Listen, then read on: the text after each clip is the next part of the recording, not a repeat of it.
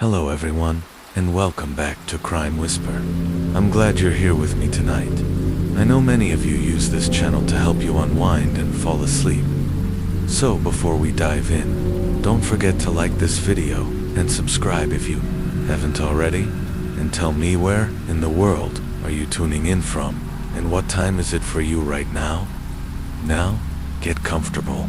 Dim the lights, close your eyes if you'd like, and let your body relax. Let's begin. Case 1. The life and loss of Dakota Levi Stevens. Stevens was born on October 21, 2013, in Munster, Indiana. To those closest to him, he was simply Levi. His little sister, unable to pronounce his name at first, adorably called him Levi, a nickname that stuck with warmth and affection, although many news outlets refer to him by his full name. In this episode, we will follow suit and refer to him as Dakota. From a young age, Dakota stood out. He was bright, creative, and filled with a passion for life. He had soft brown hair, brilliant blue eyes, and a charming dimpled smile that, as his aunt lovingly said, could light up any room. He had a bold personality and a big heart, never afraid to speak up for what he believed in. His aunt described him as a master bargainer, charming, clever, and able to talk anyone into anything, even once convincing his foster dad to bring home a cricket to keep as a pet. Dakota's favorite foods were simple and joyful chicken nuggets and pizza. He had an affinity for bugs, frogs, and sharks. He loved to be outside, hunting for insects, or learning about the natural world. One of his favorite projects in school was all about cicadas, which he proudly declared were the best bug in the world. He also loved Legos, Thomas the Tank Engine, Pokemon, Minecraft, and reading. With a vibrant imagination, Dakota often created his own stories, sometimes acting them out with enthusiasm, dancing or singing to Katy Perry whenever a camera was nearby. He adored board games and was always convinced he'd won, no matter the outcome. According to his aunt, his energy was contagious, often giving his teachers a run for their money. But he was undeniably bright, especially drawn to math. His favorite teacher, Mrs. Tarnowski, once asked the class to write about their future selves. Dakota's essay was charming, heartfelt, and full of wonder. He wrote, "When I am 22, I will live with Mrs. Tarnowski, my favorite teacher I love so much. I will be tall. I will have 100,000 frogs, a big leopard shark, 500 fish, 2 dogs, and 1 cat." It was a beautiful window into the mind of a child filled with dreams and love. Mrs. Tarnowski said Dakota had big emotions and a strong sense of justice. While she taught him algebra, she said Dakota was teaching everyone else patience. His passion for wildlife was evident even in everyday moments. A favorite photo taken by his foster father shows Dakota proudly holding a tiny snail in his hand, smiling with pride at his discovery. His aunt recalled that when Dakota caught bugs, he gently whispered to them, "Don't worry, I'm your Uncle Levi. I'm going to take care of you." Family meant everything to Dakota. He had many aunts and relatives who adored him deeply. His Aunt Anna Parrish Parker was there the day he was born and said he stole her heart the moment she held him in the hospital. A year later, his baby sister was born. The bond between the two siblings was unbreakable. In countless photos, the two are seen leaning into one another, arms wrapped around each other, grinning widely, those matching smiles radiating joy. But their early years weren't easy. Both parents struggled with substance use. By early 2018, they were no longer able to provide safe care, and the Indiana Department of Children's Services, DCS, placed Dakota and his sister into foster care. After a brief 2-week stay with temporary caregivers, the children were placed with their Aunt Anna in May. Anna embraced the role of caregiver with love and determination. Dakota was 4 at the time, already full of energy and curiosity. She said his eyes would pop open first thing in the morning, and he'd be go go go. He adored playing outside, digging for bugs, and spending time with his sister, Anna. described him as a devoted big brother, always looking out for his sibling with a fierce, loving spirit. But the foster care system added layers of pressure to their young lives. DC's mandated that Dakota and his sister attend therapy twice a week and continue visiting their biological parents just as often. Combined with school, the children's lives quickly became overloaded. Anna grew concerned. They didn't have time to just be children anymore. When Dakota began to show behavioral issues at school, DCS proposed even more therapy. Anna objected because she didn't want to help, but because she believed the constant appointments were too much. She never got to make her case. Almost a year into her guardianship, DC's abruptly removed the children from her care. She wasn't even allowed to speak in court. The judge ruled a removal based on DCS's request. Anna explained, "But I never got a chance to tell the judge why I thought more therapy would only make things worse." At one point, Dakota went to live with his grandmother Melissa Mailer, but the system wouldn't allow him to stay with her either. Levi was never traumatized until he got into the system, she said. One day, he woke up and everyone he loved was gone. He was only 5 years old. For the next several years, Anna, Melissa, and other relatives fought tirelessly to get the children back. But despite their efforts, they remained in foster care. As Anna put it, "Our family lost them to a system that didn't seem to have their best interests at heart. Not a day went by that they weren't in our minds and in our hearts." By mid-2019, just before Dakota's 6th birthday, he and his sister were placed with new foster parents in Hammond, Indiana. Their foster father, Hayden Hetzel, recalled it being a challenging time, but one filled with happiness too. He was only 21 when he and his girlfriend, Melina Blanchard, became Dakota's new caregivers. Case 1. The Life of Dakota Levi Stevens Part 2, when Dakota came into the care of 21-year-olds Hayden Hetzel and his partner Melina Blanchard. It was their first time stepping into the role of full-time parents. Dakota was 5, and his little sister just 4. Despite the challenges, Melina said one thing about Dakota always stood out: his hopefulness. He had every reason to be angry, to shut down, but he didn't. He was just a baby, but his personality shone through from the very beginning. Even after all he had been through, he still found ways to see the good in everything. He was troubled, he was hurting, but his soul was beautiful. Hayden echoed the same sentiment. Parenting's never easy, especially not at 20, once starting out with a 4-year-old and a 5-year-old, but you do your best. And Dakota never once went to bed without asking for a hug and a kiss, no matter how hard the day was. We never ended the night angry. We'd reset in the morning, always making sure he knew he was loved. Dakota, they recalled, struggled with anxiety and his mental health, but what he needed wasn't punishment or discipline, it was care, tenderness, someone to listen, Hayden said. Even at his worst, he never needed force, just being heard, being held, or a good bear hug. He'd melt in your arms. The two bonded quickly. Hayden said Dakota took to calling him Dad almost instantly. It was always, "Dad this, Dad that, let's go on a walk." He looked up to me right away. In their home, Dakota kept up his love for the outdoors, especially bug hunting. Pictures from this time show a happy, vibrant little boy coloring, drawing, building with blocks and Legos, playing in the yard with his sister, and smiling on the first day of 1st grade. He also grew close to his foster grandparents, Joe and Sabrina Hetzel. One Halloween, Grandpa Joe dressed up as a Yeti so Dakota could hunt one. Hayden even had Dakota's initials tattooed on his ankle, a permanent tribute to their bond. In September of 2021, tragedy struck. Dakota's biological father passed away due to complications from long-term addiction. Not long after, his biological mother officially relinquished her parental rights. Hayden and Melina had every intention of adopting both Dakota and his sister, but complications arose specifically with his sister's case. Her adoption became contested in court, causing delays. Around the same time Hayden's own life was appended. He shared on social media, 2.5 years, and some really strange and unfortunate events forced me to step away. At that point, I was a single dad working 16-hour days with no help.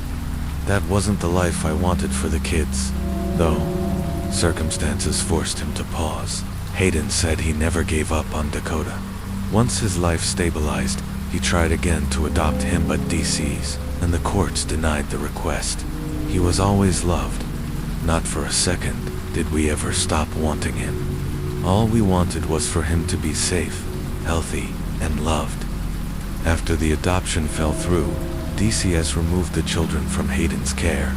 Dakota was placed in a mental health facility in South Bend, Indiana. He and his sister were separated. She was later adopted by another family. But Dakota's journey remained uncertain. Once released from treatment, Dakota was bounced from home to home. According to Hayden, Dakota desperately wanted to return. He begged to come back. He told us he felt safe here. In October 2022, Dakota was allowed to spend a week with Hayden and his foster grandparents. That week was full of laughter and bonding. But when they requested a permanent placement, a judge denied it without giving any reason at all. As in many child welfare cases, the public and even the families involved are left in the dark. DC's often shields its decisions behind privacy laws, leaving more questions than answers. Still, in that short visit, Hayden and his family made precious memories, and when it became clear that they wouldn't be granted permanent custody, Hayden made a heartfelt request to DCS. If Dakota couldn't stay with them, he should be placed in a home where he was the only child. He thrived in that kind of environment, Hayden said. Hayden later posted an emotional tribute online. "I will always love you with every piece of my heart. I hope the time we had showed you what a good man should be. I hope you lived each day with joy. Your memory will live on. We'll make sure the world knows your name, knows your story, and the beautiful soul you were. I'm grateful I got to take you for your first real haircut. I'm grateful for every minute, almost 3 years together, and that final week. Thank you for the laughs, the cries, the sleepless nights.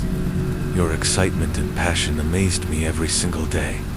It's unclear where Dakota lived over the next year. Reports say he moved between foster care and relatives' homes.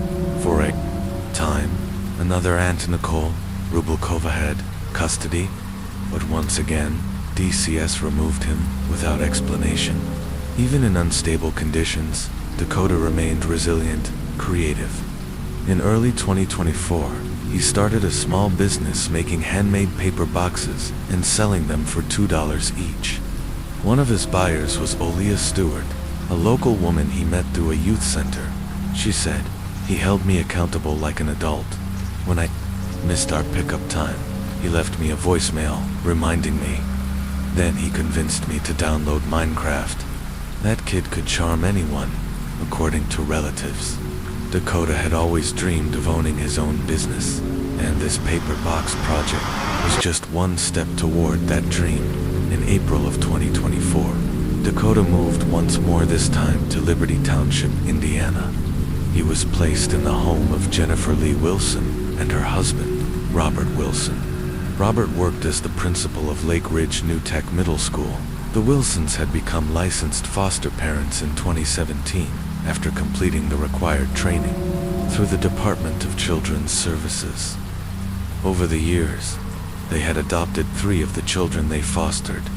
Jennifer later said that they were planning to stop fostering altogether, but when it came to Dakota, something changed. Case 1 continued. The final days of Dakota Levi Stevens, Jennifer, and Robert Wilson decided to welcome Dakota into their home, despite their initial plans to stop fostering. A few years earlier, they had provided respite care for him. Relief for his previous caregivers, felt a connection. So, when the request came in April 2024, they agreed. This placement, however, went against the advice of Dakota's former foster father, Hayden, who had pleaded with DCS to find a home where Dakota could be the only child.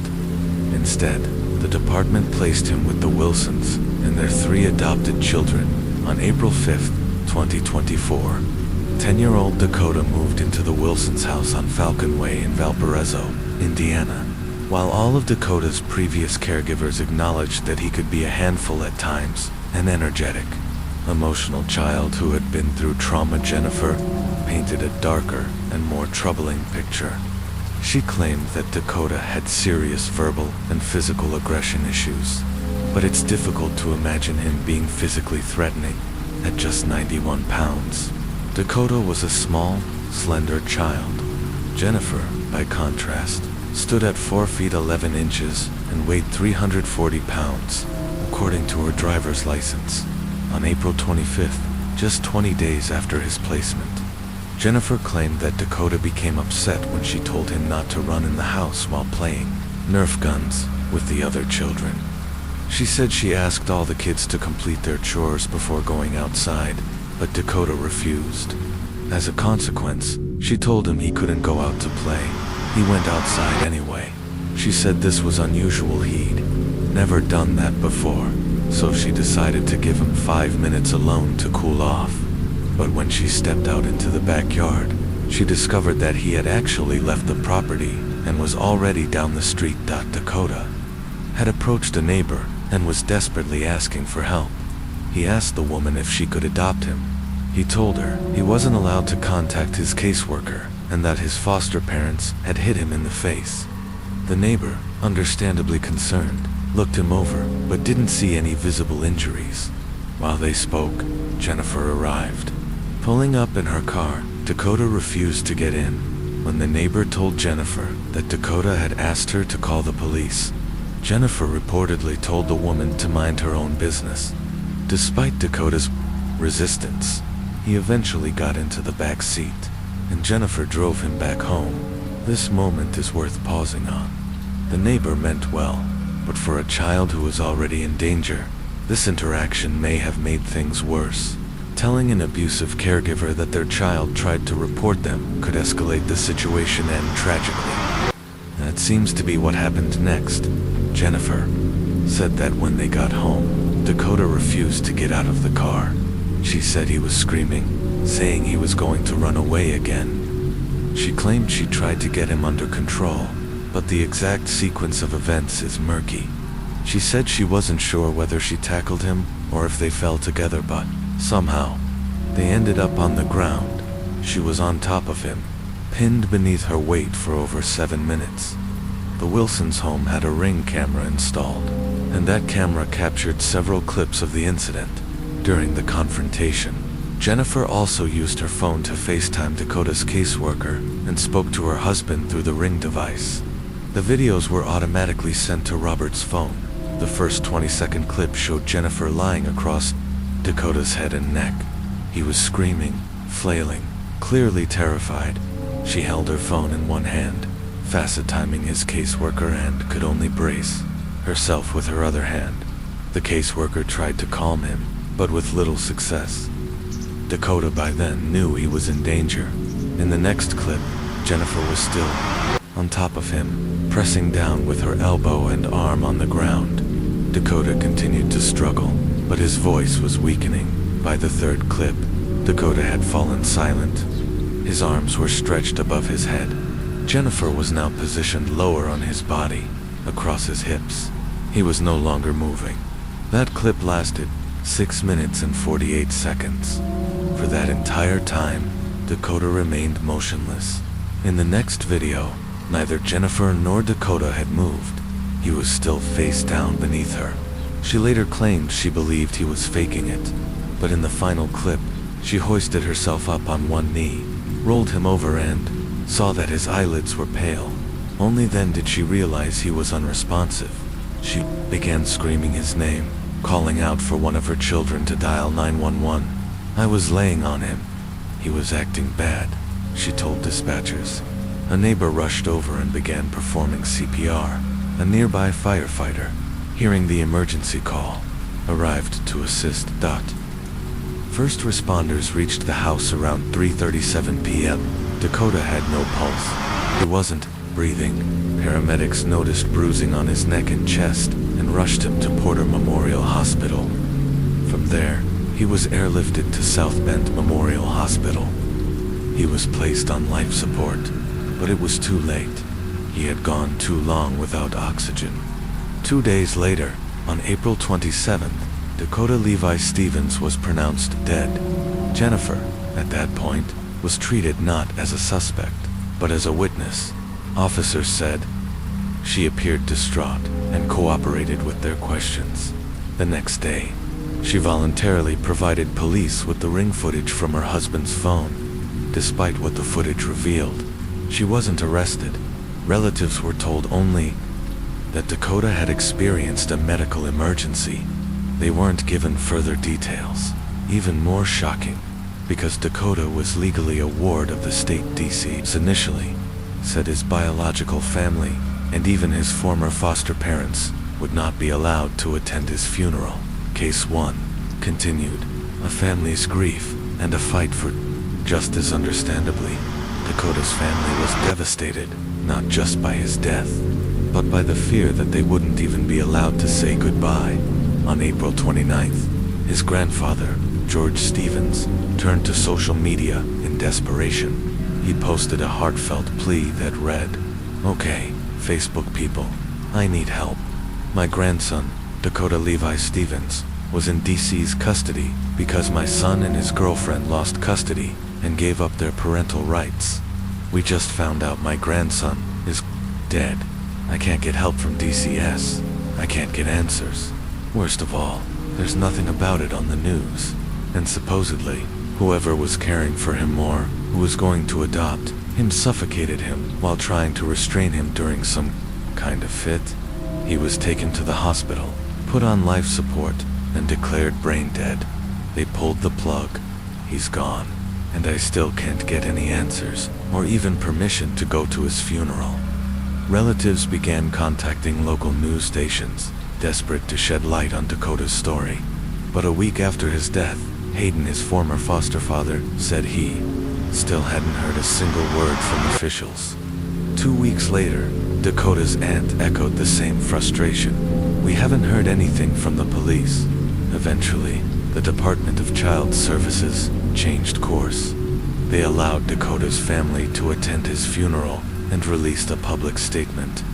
Through spokesperson Brian Heineman, DCS said, "Our entire staff is heartbroken by this news. DCS works with partners across the state to investigate any child death where violence or neglect is suspected, and we will take appropriate action." The Wilson's foster care license was put on hold, and the department stated that if the allegations of abuse were substantiated, the license could be permanently revoked.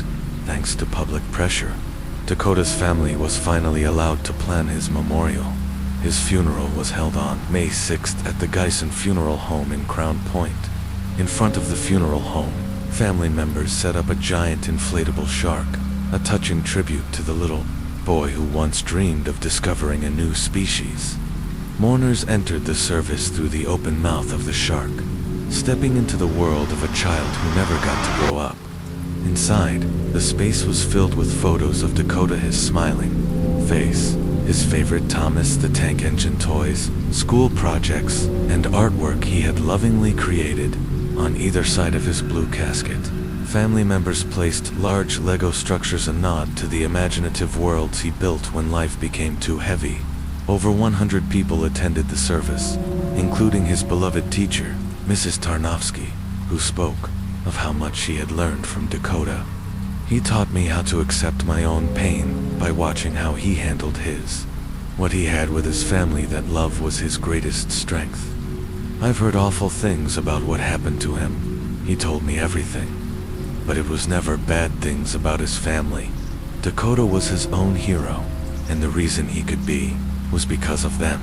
He loved you all every single day." Dakota's aunt, Nicole Rubalcava, reflected on his unshakable optimism even in the face of pain and injustice. "He battled so much, but his heart, it wasn't built for this world. Still, he taught me more than I ever thought a child could. He truly did." She told a touching story from just days before he was removed from her care. They had sat down together, and she told him, "Promise me that when you make it out of the system, you'll tell me about everything you build with your Legos." He agreed. To seal that promise, they touched thumbs, an unspoken pact of hope between them. And though he never got the chance to tell her in person, she looked over at his casket and said, "He kept the most important part of his promise. He came back to me. He made it out of the system." Later that evening, a vigil was held in Dakota's memory at the community playground in the Eagle Ridge subdivision, the very neighborhood where he died. It was organized by Monica Jimenez, a local resident and relative of Hayden's family. Over 100 community members gathered. Dakota's name was spelled out in silver balloons tied to a swing set. There was pizza, his favorite. People lit candles and held up their phone flashlights during a moment of silence and prayer. Many wore black shirts printed with Dakota's face on the front and the words, "Justice for Dakota," on the back. Hayden stood before the crowd and said, "I don't know if everyone here knew Dakota, but he would have loved this. He would have talked your ears off the whole time." His mother, Sabrina Hetzel, also spoke this time with resolve. "We're heartbroken over what happened, but we're here because we want justice. A child lost his life, and it was senseless. The system that was supposed to protect him failed him. Though they had buried him, Dakota's loved ones still had no answers. No one had been held responsible. No arrests had been made." On May 20th, Hayden posted again, this time expressing the rage and disbelief that many shared. "How is it that people get arrested immediately for things like driving without a license or petty theft, but the person who murdered a 10-year-old boy is still walking free?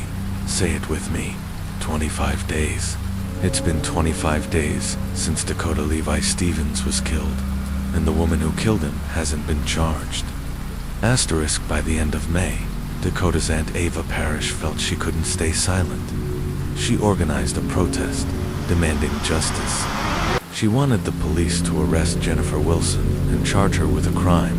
She said, "The days where we could be reunited with him will never come. My daughter is devastated. My husband is grieving. We're out here because Dakota doesn't have a voice anymore.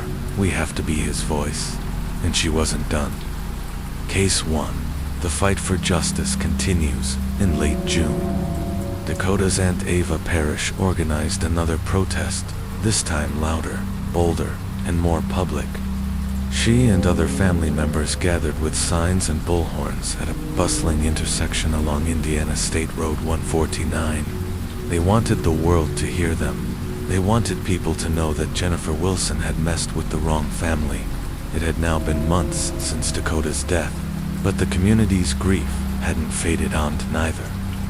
Had the family's determination to get answers. Authorities had finally labeled Dakota's death for what it truly was, a homicide. He had died on April 27th, just 2 days after what was initially called a medical emergency at the Wilsons' home in northwest Indiana. But the autopsy revealed the devastating truth: Dakota had been killed by mechanical asphyxiation, a condition that occurs when breathing is forcibly restricted due to physical pressure. In this case, that physical pressure had been Jennifer's body. According to the report released by the St. Joseph County Coroner's Office in July, Dakota suffered significant trauma. His brain was severely swollen from lack of oxygen. He also had organ damage and hemorrhaging in his liver and lungs. He was only 10 years old. His official cause of death was ruled mechanical asphyxiation, and the manner of death, homicide. On July 12th, the state charged Jennifer Wilson with reckless homicide, a level 5 felony in Indiana, only one level above the lowest felony category. If convicted, the most she could serve is 6 years in prison, and under Indiana's credit time laws, if she's considered a model inmate, she could serve only 3 years for killing a child. Around 1 p.m., officers went to arrest Jennifer at her home, but she wasn't there. She had left the state. The next day, a warrant was issued. A license plate reader flagged her vehicle in Berrien County, Michigan, just over the Indiana border. That evening, A local deputy spotted her car and took her into custody. She was held on a fugitive of justice warrant. Jennifer was later extradited back to Indiana, where she was booked and held on a $20,000 cash bond. This despite the fact that she had just fled the state. Her case was assigned to Porter, Superior Court Judge Mary DeBoer. On July 17th, Jennifer made bail, with financial help from her family. She posted bond and returned home to the very house where Dakota had died. Dakota's family, understandably, was outraged. They pointed out that despite clear video evidence, a medical examiner's ruling of homicide, and her fleeing the state, Jennifer Wilson was still being treated leniently. The criminal charge, they felt, was not nearly strong enough. Her next court appearance is scheduled for August. As of now, she is legally presumed innocent until proven guilty in a court of law. But Dakota's family has vowed to keep fighting for accountability, not just for Jennifer, but for the entire system that failed him. In response to this tragedy, they launched 3 separate petitions on change.org, asking the public to take action. The first petition calls on Indiana's Department of Child Services to increase training for foster parents, particularly in areas like child psychology, trauma-informed care, and emergency response. The family believes that better training could prevent tragedies like this from happening again. The second petition demands that Robert Wilson, Jennifer's husband and the principal of Lake Ridge New Tech Middle School, be removed from his position.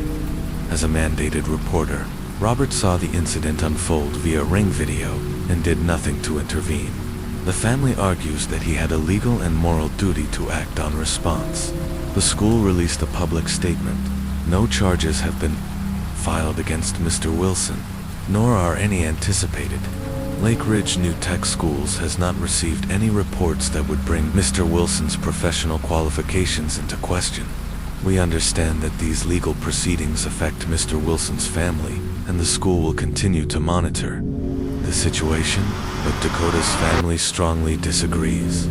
Lake County's children deserve principals who protect them, not ones who ignore signs of abuse. He stood by while a 10-year-old boy was crushed to death. That cannot be acceptable.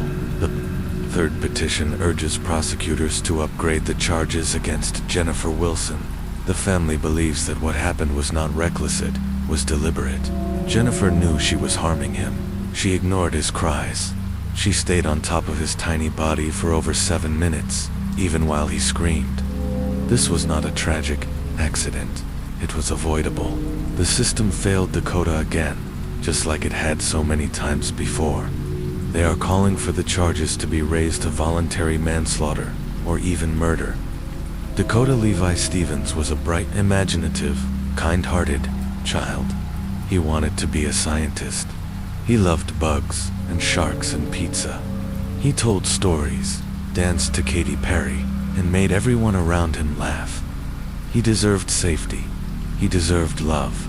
He deserved a future, and now, those who loved him most are left demanding justice in a system that, once again, failed the very child it was meant to protect.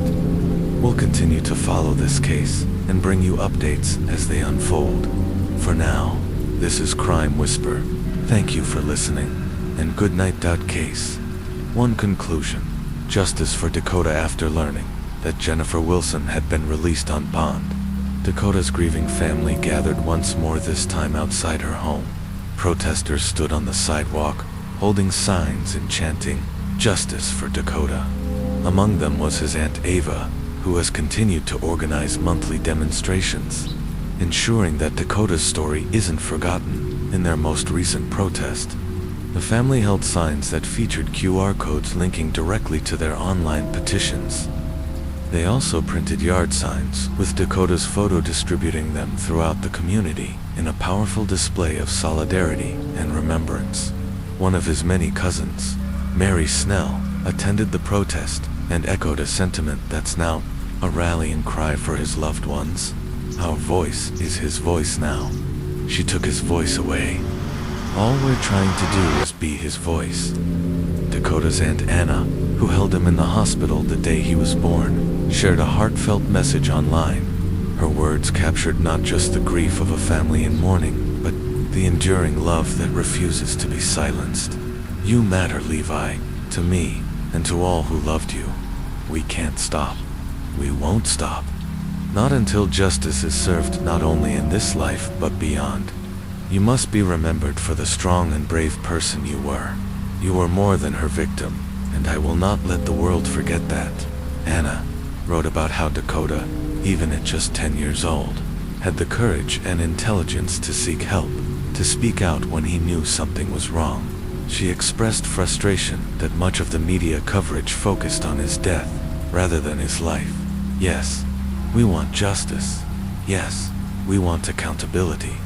But what I want most is for people to remember him, the bright, brilliant boy who loved his sister, loved bugs and sharks, and had an imagination that could fill a room. Please, when you say his name, don't let it be just as a victim or a tragic statistic. Say it with love. Say it with life. Say it the way he lived it. Anna ended her post with a heartbreaking promise. We'll keep shouting your name, Brother Bear. You live on in all of us. I choose to remember your pirate smile, your laugh, your Levi ways, not the ugliness. You should still be here. Case. To the Amato family tragedy, Chad Robert Amato was born on July 27, 1959, in Florida. The son of a pharmacist, Chad initially planned to follow a different path. He dreamed of becoming an industrial chemist, but he found the work too isolating. A social man by nature, Chad needed interaction to feel fulfilled, so he followed in his father's footsteps and pursued a degree in pharmacy. At the University of Florida, he joined the Kappa Psi pharmaceutical fraternity, and outside of academics, Chad loved football, hiking, nature, horseback riding, and classic cinema. Margaret Peggy Amato, born July 11, 1957, in California, was the youngest of 3 siblings. Her friends and family described her as calm, warm, and easy to talk to. She attended Sir Francis Drake High School, then College of Marin, and later worked as a transcription director at Medware, before becoming an operations manager for Scans. Her colleagues admired her dedication and kindness. Chad and Peggy married in 1987. Peggy had a young son, Jason, from a previous relationship, whom Chad legally adopted in 1989. Together, they had 2 more sons, Cody Winston Amato, born September 22, 1987, and Grant Diran Amato, born May 20, 1989. The Amato family settled in Chuluada, Florida, a quiet town just 22 miles east of Orlando, with moss-covered trees, marshy parks, and humid air. Chuluada looked every bit the postcard-perfect Florida suburb. Growing up, Cody and Grant were inseparable. They attended Timber Creek High School, played on the weightlifting team, and spent weekends immersed in anime, video games, paintball, and trips to the shooting range. Like their father, both collected firearms. Both brothers pursued nursing at the University of Central Florida, while Cody completed his degree and specialized in anesthesia. Grant dropped out, but still managed to land a job at Advent Health, Orlando. That's where the red flags started. During his time at the hospital, Grant Amato began stealing medication, not just for personal use, but to illegally sedate patients. These weren't mild over-the-counter substances either. Grant stole propofol, a powerful anesthetic typically administered before surgery and known for its serious side effects, including hallucinations, breathing complications, and even death. To put this in perspective, Michael Jackson's death in 2009 was caused by propofol overdose, and his physician, Dr. Conrad Murray, was convicted of manslaughter for administering the drug. Despite the danger, Grant continued misusing it, risking patients' lives in the process. And this was just the beginning of what would unravel into one of the most disturbing and tragic family murder cases in recent Florida history. After being caught with high doses of propofol and carelessly sedating patients, it was clear Grant Amato had no regard for their safety. Propofol isn't some mild sedative, it's a powerful anesthetic used under close medical supervision. Improper use can lead to hallucinations, breathing failure, or even death. So when authorities found 8 empty bottles of the drug in the rooms of his patients, law enforcement acted quickly. He was arrested on June 21, 2018, and at Orlando began preparing a civil case. But before the legal hammer could fall, Grant's parents intervened. They pulled strings, hired legal help, and somehow managed to get the charges dropped.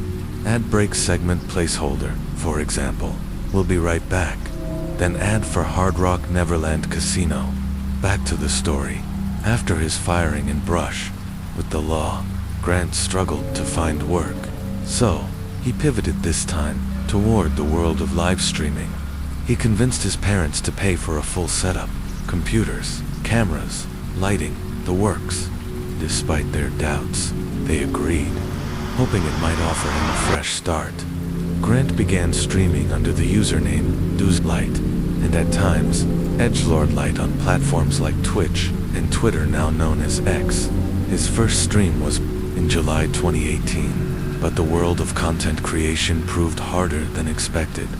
His streams failed to gain traction. The audience wasn't coming, his persona didn't click, and by October 26th, Grant had streamed for the last time. What his parents didn't know was that while Grant pretended to be working in his room, he was really spending most of his time and money on adult campsites. That's where he discovered Sylvia Venceslavova, a cam model from Bulgaria who performed under the username Aduit and went by the nickname Sylvie. Grant became obsessed, using tokens bought with real cash. He paid for private one-on-one sessions with her. Over time, he began sending her gifts, including lingerie and adult items, hoping to stand out. In their chats, Grant lied, claiming he was a wealthy Twitch streamer who lived alone in a luxury home and drove a BMW. He painted himself as a self-made success, but the money to support that illusion had to come from somewhere. When his personal funds dried up, he sold his firearms. When those were gone, he started stealing credit cards, first from family members and then directly from his parents. He claimed the charges were for streaming expenses, and they believed him, until it was too late. What Grant felt for Sylvie was not a relationship. It was what psychologists call a parasocial bond. A quick sidebar. What is a parasocial relationship? A parasocial relationship is a one-sided emotional connection between an individual and a public figure, someone who doesn't know them personally. That figure might be a celebrity, a politician, a social media influencer, or in this case, a cam model. With the rise of digital media, these relationships have become more common. People feel connected to public figures they've never met. They invest time, emotion, and even money. Most of the time, these relationships are harmless, even comforting. But when a person can't distinguish fantasy from reality, things can spiral out of control. In a thesis by Amanda Lacan, she notes how parasocial bonds can cause individuals to assign real emotional meaning to what is, essentially, a transaction or performance. That's what happened to Grant. To Sylvie. Grant was one of many clients, another username on her screen, another stream of tokens. To Grant, she was the center of his universe. The more money he spent, the more time he got. The more time he got, the more convinced he became that what they had was real. He brought these delusions into Sylvie's fan group chats, where he bragged to other viewers claiming to be rich, famous, and in an exclusive relationship with her. He made up stories about his wealth, his streaming success, and the luxurious life he said he led. None of it was true.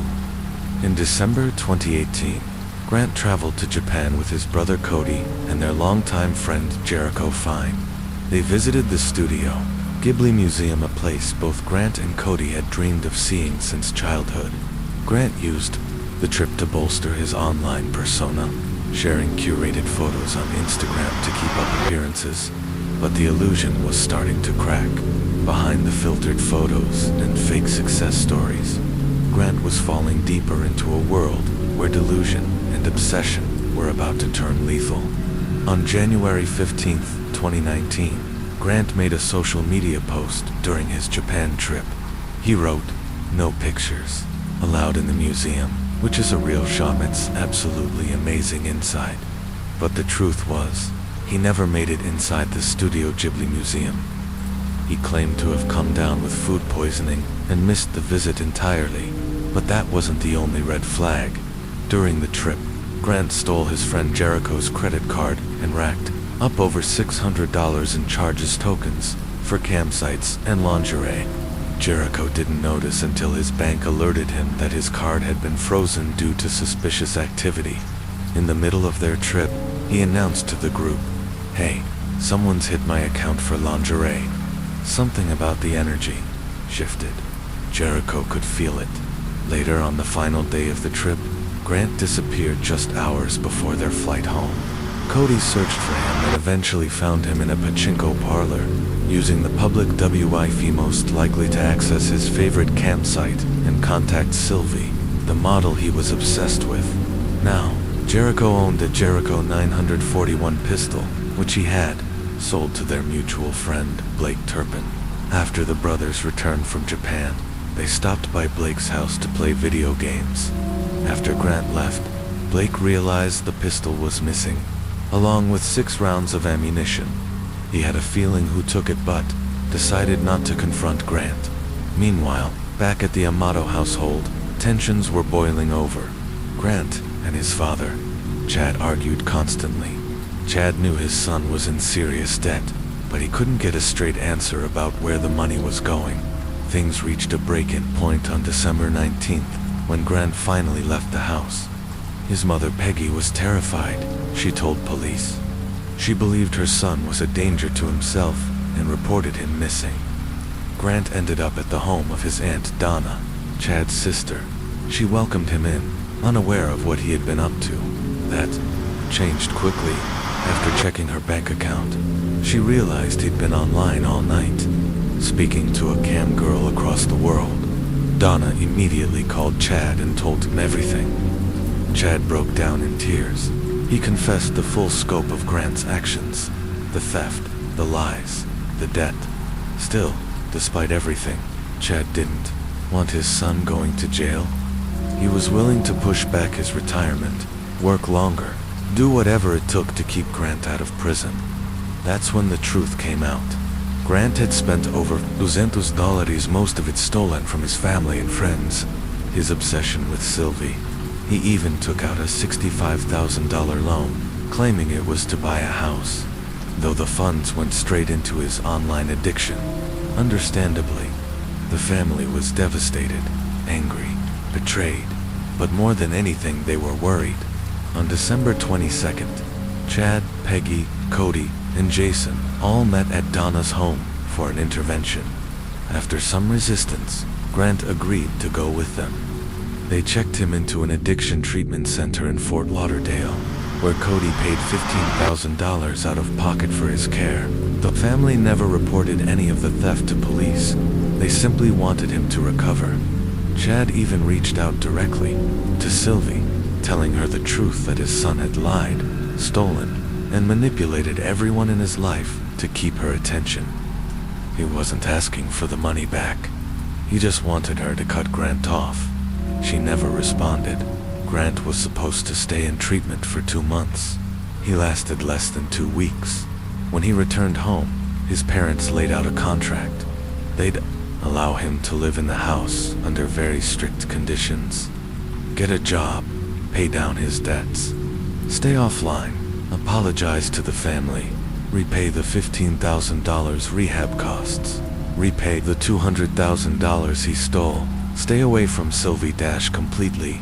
Chad even wrote the terms on a piece of paper. Under the section owes family $200,000. He added, family does not expect this possibility. And next to owes family apology, he wrote, we don't expect one due to lack of real feelings. There was also a clause offering forgiveness if Grant joined the Air Force. Next to that, in a different colored pen, Chad wrote, Grant declines. Then came the breaking point. Despite the ban, Grant convinced Peggy to let him borrow her phone. He used it to record a video message to Sylvie, begging her, "Please, pretty please, send me one of your videos." When Chad found out, he snapped. He told Grant to pack his things and get out. Sometime after that, Grant wrote a letter to Sylvie's fan group. In it, he confessed to lying about his job, finances, and lifestyle. He explained that his family had sent him to rehab and forbade him from contacting Sylvie. He spoke about their connection as if it were a tragic love story, full of betrayal and heartbreak. The letter also made serious allegations. He claimed his father had abused him, and Peggy accusations that Jason Amato later said were absolutely untrue. Jason described their father as strict, sure, but never violent. Then came January 24th, 2019. That afternoon, Peggy was at the family computer around 4:45 p.m. when Grant walked up behind her and shot her in the back of the head with a stolen Jericho 941 pistol. When Chad arrived home a short time later, Grant shot him twice in the chest. Using his father's fingerprint, he unlocked Chad's phone and sent a text to Cody, "Hey, come home early." When Cody entered the house, Grant shot him too. After the murders, Grant staged the scene. He opened the family gun safe, planted one firearm on Chad's right side, and left another near Cody. Then, he transferred funds from his father's bank account into his own. Now that he had money again, he could do what he wanted most, talk to Sylvie.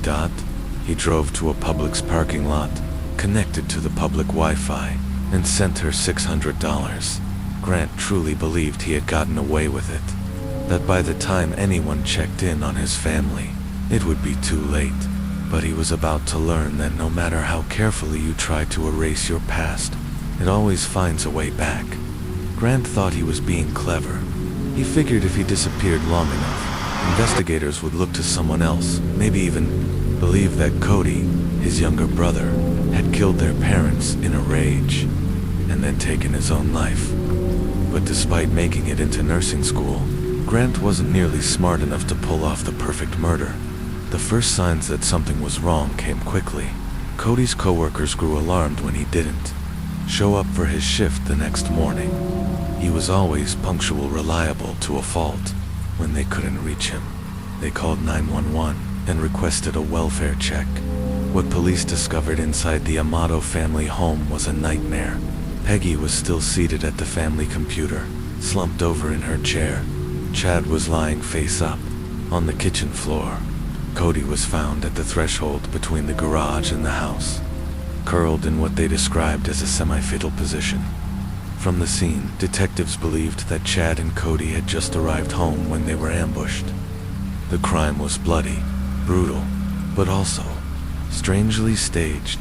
There were no signs of forced entry. Nothing had been stolen. The guns left at the scene didn't make sense.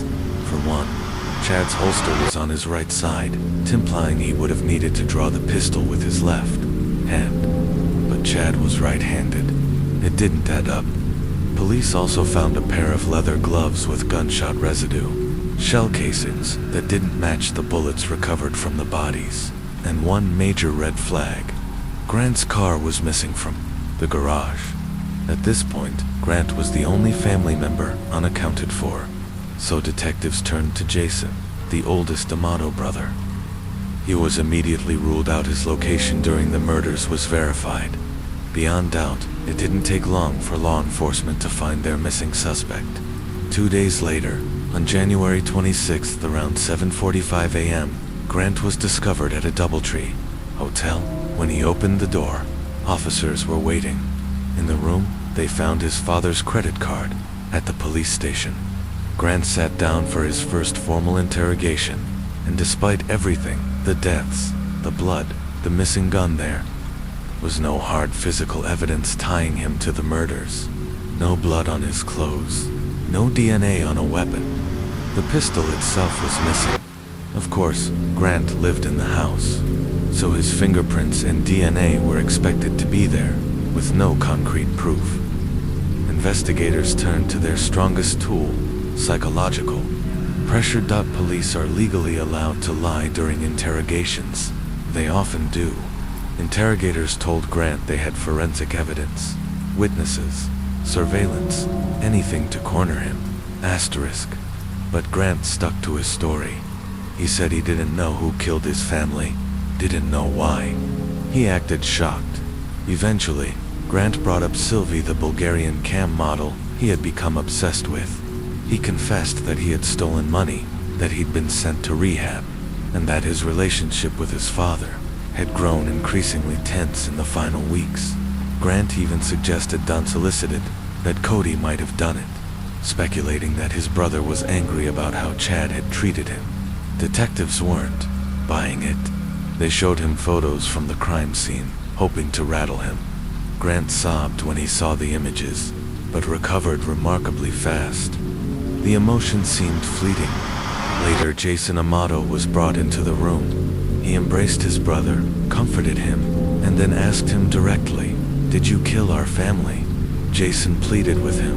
He said he still loved him, that he just wanted closure. But Grant never confessed. He stuck to his innocence. That night, with no clear evidence to hold him, Grant was released. But the case wasn't over.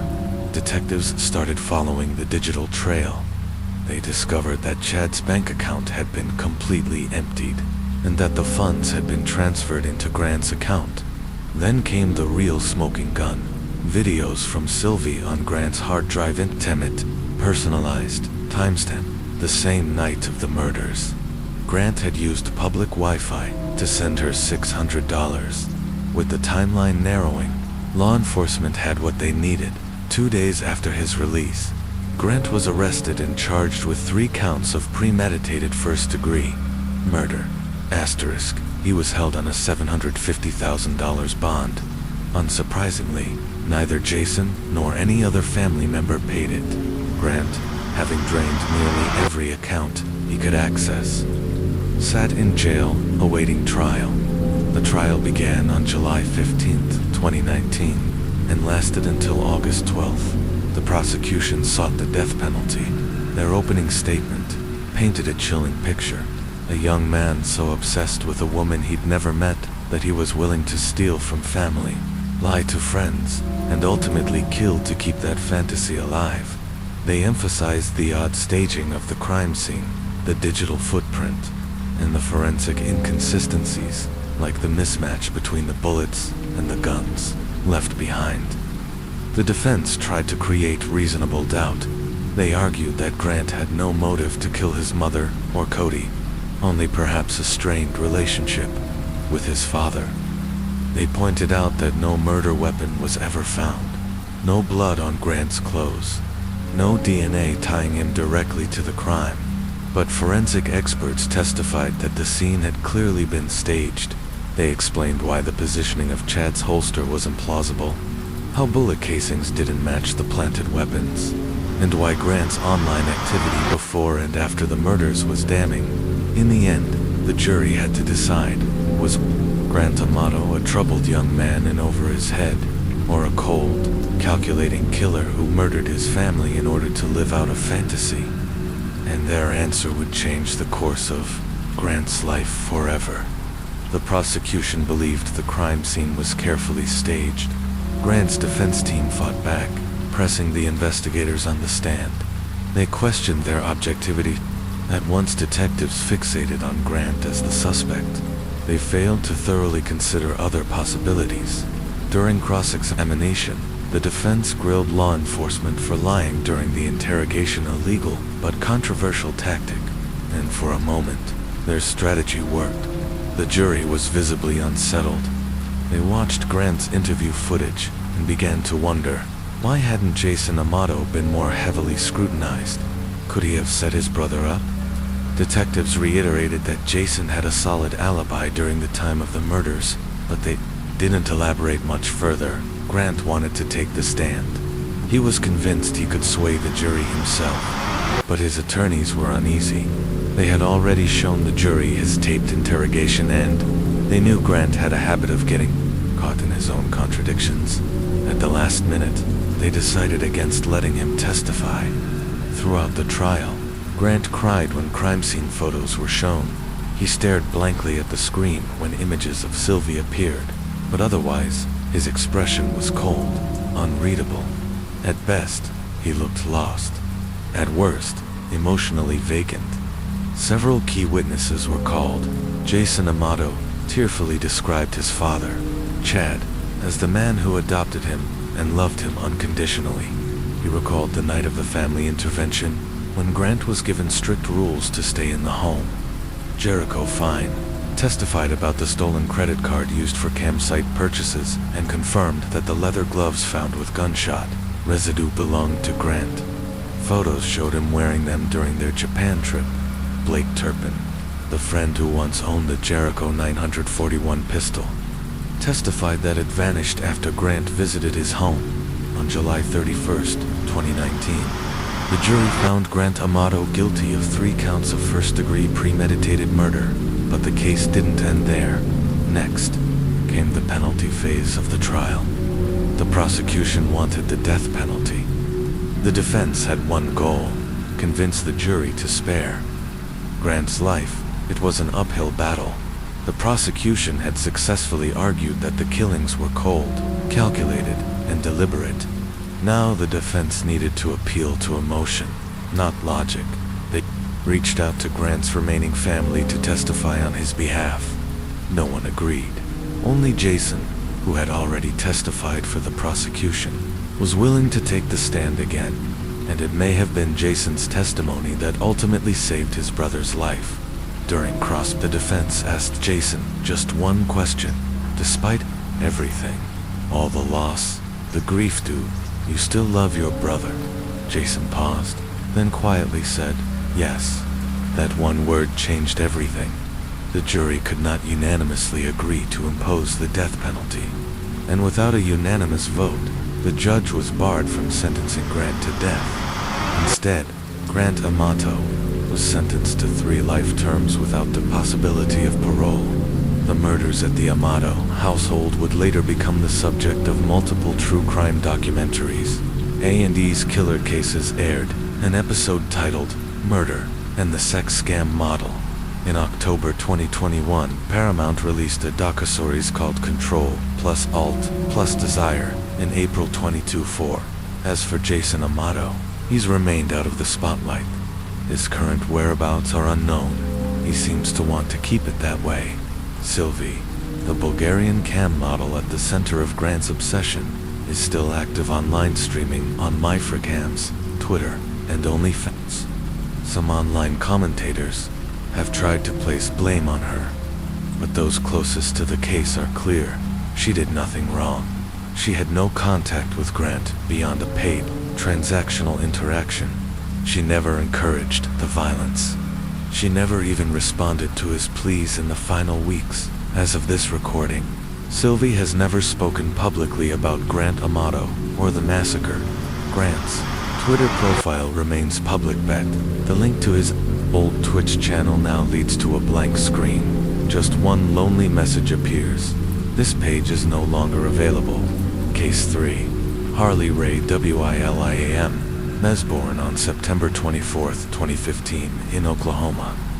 Harley Ray Williams was a bubbly red-haired toddler with pale blue eyes and a contagious smile. Her daycare provider, Chaturia Good, remembered her as a ray of sunshine. She was just the happiest kid, always smiling. Just a sweet, sweet little girl. Harley loved the outdoors, especially trips to the beach. One family photo shows her standing in a blue dress with pink buttons, waves crashing behind her, her tiny feet in the sand. But behind Harley's joy was a storm of family conflict. Her parents, Ivan Williams and Shelby Love, had a rocky relationship from the start. Married in 2013, they split shortly after Harley's birth. In August 2016, Shelby filed for a protective order, claiming Ivan had hurt her. Just a month later, Ivan violated the order driving by Shelby's workplace. Their divorce was finalized soon after. Shelby was granted full custody of Harley, Ivan was allowed visitation, but only if he completed court-ordered parenting classes. He didn't. That should have meant limited contact. But the situation spiraled into something much darker. Despite the court order, Shelby dismissed Harley and leaving the state without notifying Ivan, a clear violation of the custody agreement. For over a year, Ivan and his family had no idea where Harley was. They searched, they waited, but there were no answers. By early 2018, Shelby had moved to Virginia, living in the Sandy Beach Towers apartment complex in East Ocean View, Norfolk. She claimed she left Oklahoma to escape an abusive relationship, but the man she ran to, John Tucker Hardy, would soon prove to be far worse. John Hardy was not supposed to be anywhere near children. Under the terms of his probation, he was banned from unsupervised contact with minors. But by the time he entered Shelby Love's life, that restriction had all but evaporated. Asterisk, back in 2011, Hardy was in a volatile relationship with a woman named Jacqueline Coates. She was 14 weeks, pregnant with their child, when a fight broke out over Hardy's plans to go on a trip with his friends. During the argument, he threw a cell phone at Jacqueline, hitting her square in the stomach right where her unborn baby was growing. Then he told her, "I hope the baby dies." Jacqueline obtained a protective order against Hardy, but as often happens in these cases, it only offered temporary protection. 5 months later, after the baby was born, Hardy still had the legal right to seek custody, and that's exactly what he did. In March 2013, another woman, an unnamed girlfriend, called the police and Child Protective Services, reporting that Hardy had strangled her and abandoned his 14-month-old son. She turned the child over to authorities, and what CPS uncovered was devastating. The toddler was severely underweight, dehydrated, and showing signs of chemical exposure. He could sit and crawl but couldn't walk. Investigators believed he was suffering from both physical and medical neglect. His last doctor's appointment had been at 6 months old. He had missed critical milestones. He wasn't growing. He wasn't gaining weight. He was falling behind. The girlfriend revealed more. She said she had seen Hardy lift the baby by his neck with one hand. She often kept the child away from social gatherings because of visible bruising. She even showed police a text message Hardy had sent her. "I'll kill him if he doesn't stop crying." Doctors at Children's Hospital of the King's Daughters in Norfolk, Virginia examined the toddler and found dozens of injuries, some of them life-altering. The child had a major skull fracture with extensive swelling. It wasn't from a fall. It wasn't an accident. This kind of injury, the medical report said, requires significant force. Fractures like these, especially across suture lines, don't happen by accident or from something like falling off a couch. There were 3 broken vertebrae, 8, T9, and T10, likely from being forcefully slammed into a seated position. This injury caused permanent spinal damage, resulting in a loss of height the boy would live with for the rest of his life. His right tibia was also broken and healing. Doctors believed it had delayed his ability to walk, and there was more. Bruises on both cheeks, the tip of the nose, under the lip, and the right ear, circular bruises on both sides of his jaw, consistent with someone gripping the child by the neck, bruising. On his upper arms, shoulders, back, and stomach a band of petechiae small, burst blood vessels stretching across his lower abdomen, bruise on his adrenal gland. A type of injury usually seen only in severe car accidents. There was even an unusual finding. His feet, up to his ankles, were bright red. The doctors couldn't determine why. Doctors concluded the child had been repeatedly and intentionally assaulted. The bruises weren't the result of being caught in the middle of domestic violence. They were directed at him. Despite all this, Hardy was given a light sentence, 12 years suspended, with parole for good behavior. In other words, he served less than 3 years for crippling a toddler. Even worse, the system barely enforced his parole terms. One condition was that Hardy was not to have contact with any minors. But not only did he violate that, repeatedly he never got in trouble for it. In May 2017, Rather than sending Hardy back to jail for violating parole, a judge extended his probation until 22/9. This man, who admitted to beating a 14-month-old so badly that his skull fractured and his spine was damaged, walked free by December 2017. Hardy was in another relationship, but it quickly soured. On December 22nd, his girlfriend broke up with him. The very next day, Hardy showed up at her house. She tried to close the front door. He shoved it open and grabbed her by the neck. When she threatened to call the police, he sneered, "Go ahead, call them." He shoved her again, hitting her in the face and ear as he forced the door open. That same month, John Hardy met Shelby Love. It's unclear if he waited until after the breakup to pursue Shelby or if he was seeing both women simultaneously, but by early 2018, John and Shelby's relationship escalated quickly. Within 2 months, Hardy had moved into Shelby's home, and just like that, he had access to a new victim, Shelby's 2-year-old daughter, Harley Ray Williams. Shelby often let John watch Harley unsupervised, despite his criminal past, despite his history of extreme violence toward children, despite the conditions of his probation. On April 23, 2018, Shelby Love went to work leaving her 2-year-old daughter, Harley, home alone with her boyfriend, John Hardy. Hardy had been living in their Norfolk, Virginia apartment for about 2 months, and despite his criminal past and strict probation terms banning him from unsupervised contact with children, Shelby still trusted him with her daughter. That afternoon, something horrific happened inside the apartment. At 4:29 p.m., John texted Shelby, "I'm going to prison." 12 minutes later, another message, "You need to come home." Shelby rushed back and arrived around 5:20 p.m. What she found was her toddler badly injured and John, holding Harley in his arms, begging, "Please don't break up with me." According to John, it was all an accident. He said Harley had been burned by hot bath water while he briefly stepped out of the bathroom. He claimed he had only been gone for a moment. Shelby at first accepted his explanation. She said the burns didn't appear too serious, so they decided to treat her at home. John went to the drugstore for supplies, while Shelby stayed behind with Harley. Together, they tried home remedies, cider vinegar, Vaseline, burned creams with lidocaine, Tylenol, Pedialyte. But that's not all, Shelby would later say, in a very different version of events. Shelby told investigators that she immediately recognized the burns were severe and that she wanted to call 911, but John refused. She said he took her phone, preventing her from getting help. "I was terrified," she explained later. "That's why I treated her injuries at home."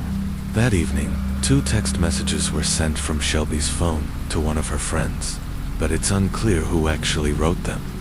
One message said Harley had been burned by hot water, but had already been checked by a doctor, a lie.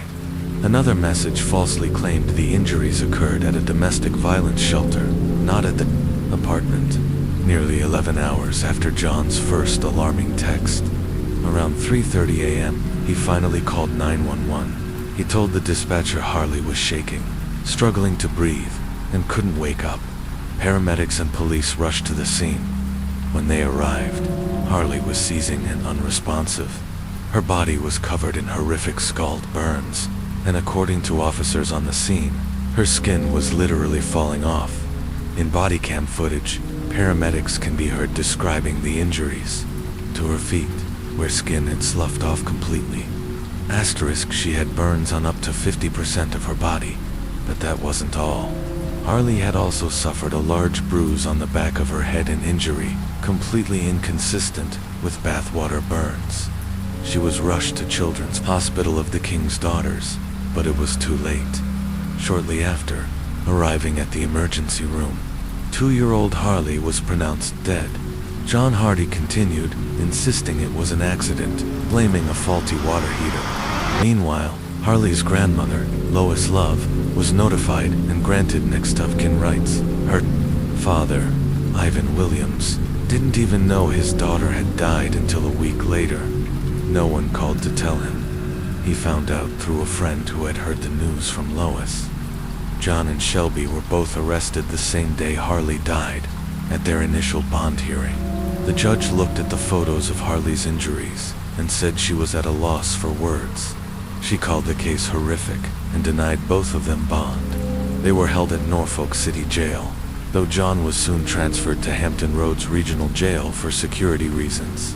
Initially, both were charged with felony child abuse and neglect, but those charges were upgraded in November 2018 to include felony murder after experts confirmed one critical truth.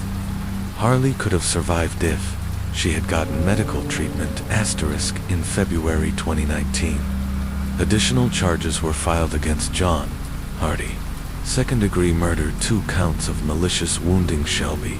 Attorneys filed a motion stating they planned to argue that she was a victim of battered woman syndrome. They said she had endured physical, sexual, and emotional abuse, and was too scared of John to get help for Harley.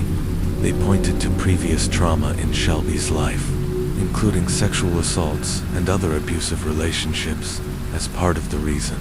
She stayed silent, but her case never went to trial. On October 28, 2020, Shelby pleaded guilty to felony murder and child neglect as part of the plea deal. She agreed to testify against John Hardy in his upcoming trial. In 2021, John filed a lawsuit. He named the city of Norfolk, the sheriff, the Commonwealth Attorney's Office, and others. His complaint: he didn't want to be transferred to a different jail, and claimed the move exposed him to COVID-19. The judge dismissed the case as frivolous. John filed yet another complaint over opened mail, which was also dismissed. Finally, in July 2022, John Hardy's trial began. He waived his right to a jury, opting for a bench trial, meaning Judge John R. Doyle III would decide his fate. Shelby testified as promised. She told the court she and John had been living together for 2 months. She admitted to regularly leaving him alone with Harley while she worked. She testified that John had been alone with Harley when she was burned. Prosecutors presented Hardy's 2014 conviction for child abuse, highlighting the fact that he was still on probation for that offense when Harley died. Medical experts were brought in to explain Harley's autopsy results. In addition to the extensive second and third degree burns, Harley had been beaten.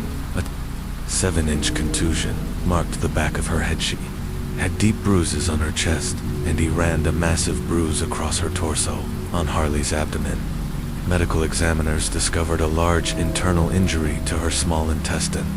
Experts testified that the bruising across her body was consistent with deliberate abuse, not accident. The prosecution drew stark parallels between Harley's injuries and those sustained by John Hardy's biological son years earlier, when he was abused as an infant under John's care. Both children had bruising to the back of the head, injuries near the ears, abdominal trauma, and internal bleeding. In Harley's case, toxic levels of lidocaine, powerful topical anesthetic, were found in her blood. That chemical came from the over-the-counter creams applied to her open wounds. Harley only weighed 26 pounds. Her small body had been ravaged.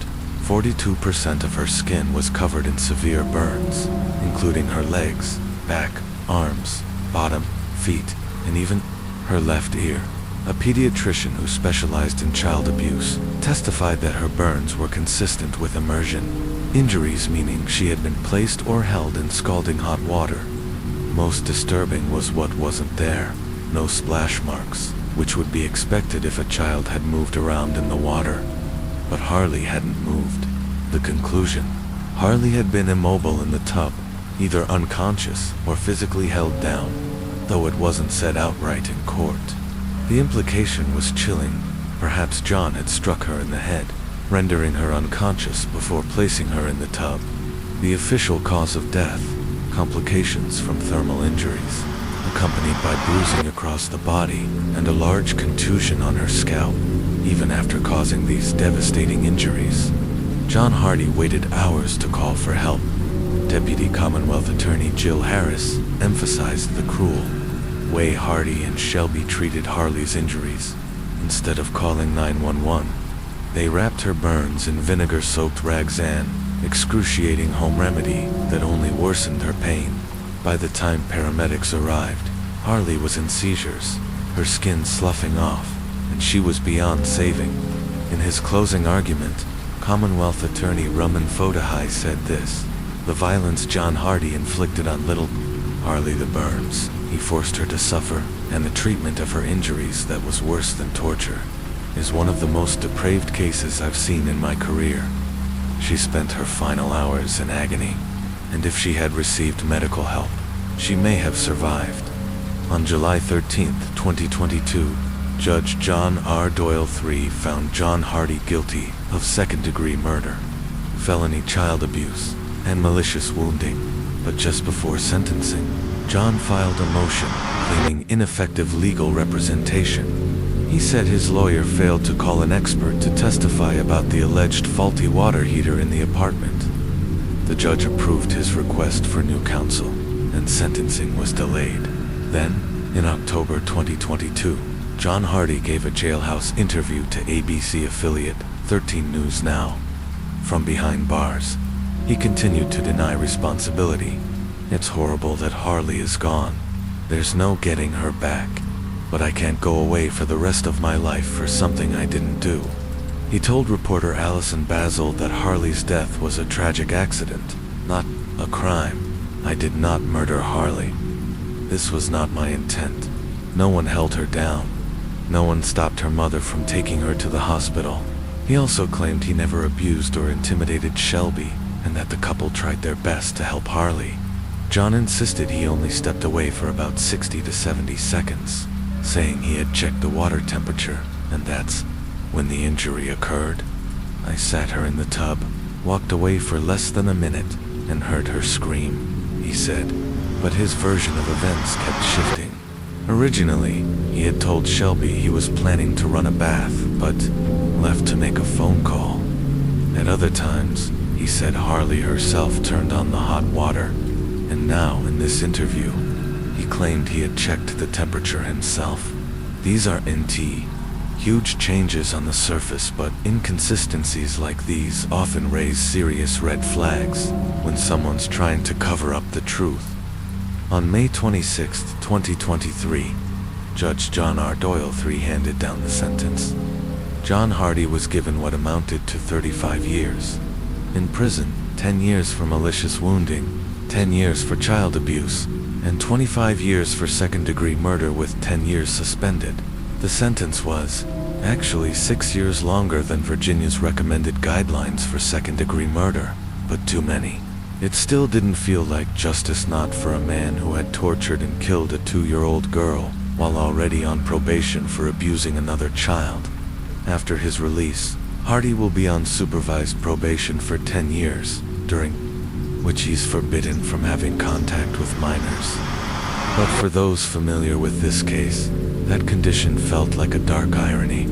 After all, that same restriction was in place when he murdered Harley, and yet, he lived with her, unsupervised, for months. Hardy was 38 years old at the time of sentencing. If he serves his full sentence, he'll be 73 by the time he's released. And hopefully, this time, his parole officer will enforce the rules and keep him far away from vulnerable children. On June 23, 2023, Shelby Love, Harley's mother, was sentenced to 15 years in prison for her role in her daughter's death. Harley's father, Ivan Williams, and his extended family were devastated when they found out what had happened. What made the pain even worse was that no one had informed them. Ivan's sister, also named Shelby, said the family only learned of Harley's death through a friend, a week after the hearing. That wasn't the only heartbreak. After Harley's death, custody and burial rights were given to Shelby's mother, Lois Love, who was listed as next of kin. This led to a painful disagreement between both sides of the family. In an emotional letter to the judge, Ivan wrote, "3 times Lois has intervened with documents claiming custody of Harley. The funeral home said something about it didn't seem right. Ivan and his family wanted Harley's remains returned to Oklahoma, where most of her relatives lived. Ivan had hoped for a cremation, a way to bring her home and keep her close, with her ashes interred in a cemetery where her sisters and family could visit. Lois, however, insisted on a traditional burial. In the end, a compromise was reached. Harley was laid to rest at Fairlawn Cemetery in Chickasha, Oklahoma. Though there was no public service, the family erected a headstone to mark her final resting place. 1 week after Harley's death, neighbors in her Ocean View community in Norfolk, Virginia came together to honor her memory. Organizer Shannon Hawkins helped arrange a candlelight vigil in her name, offering comfort to a family hundreds of miles away. Blue bubbles floated into the sky. Children and adults alike painted messages on stones, laid down flowers, and built a wooden cross bearing Harley's name. "This is for her family," said Hawkins, "so they know Norfolk isn't just a place of loss." One resident, Aaron Ferguson, knew both John and Shelby. Another, Faith Gans, told reporters around here, "We say someone's heart is stone cold if they hurt a child. It's an unnecessary, cruel act. What happened to Harley is unforgivable." Some neighbors wrote prayers and memories on the painted stones, vowing to send them to Harley's family. Others signed a petition. What they wanted was simple, but urgent change. Shannon Hawkins called for a national child abuse registry, similar to the existing one for sex offenders. Her message was clear. If someone has harmed a child, we should know when they live in our neighborhood. Harley's face shouldn't be remembered only through bubbles and grief. It has to stop. She encouraged people to sign a petition demanding lawmakers create a national database to track repeat child abusers. A system that would prevent people like John Hardy from ever slipping through the cracks again. And if that sounds familiar, there's a reason. Just weeks before Harley's death, another child, in the same city, Heaven Watkins, was also murdered. We covered her case in an earlier episode. Heaven was just 11 years old. She had a long history of involvement with Child Protective Services, both in Minnesota and later in Norfolk, Virginia. After her family relocated in February 2018, just months before her death, CPS investigated Heaven's home, but she was left in the care of her mother, LaToya Smith, and LaToya's boyfriend, Demit Harris. In May, Heaven was dead. Her mother and Demit were arrested for her murder. 2 children, 2 cases, 1 city, less than a month apart. In both cases, mothers and their boyfriends were charged in the deaths of their children. In both cases, child protection systems had been warned, and in both cases, they failed. As one advocate told 13 News Now's investigative team, it's not just the abusers who failed these girls. The system did too. Data shows that in 86% of child abuse-related deaths in this area, those responsible were people the children knew, often parents or caregivers. The question remains, how many more Harley Williamses and Heaven Watkinses must there be before something changes? Because bubbles and prayer stones aren't enough.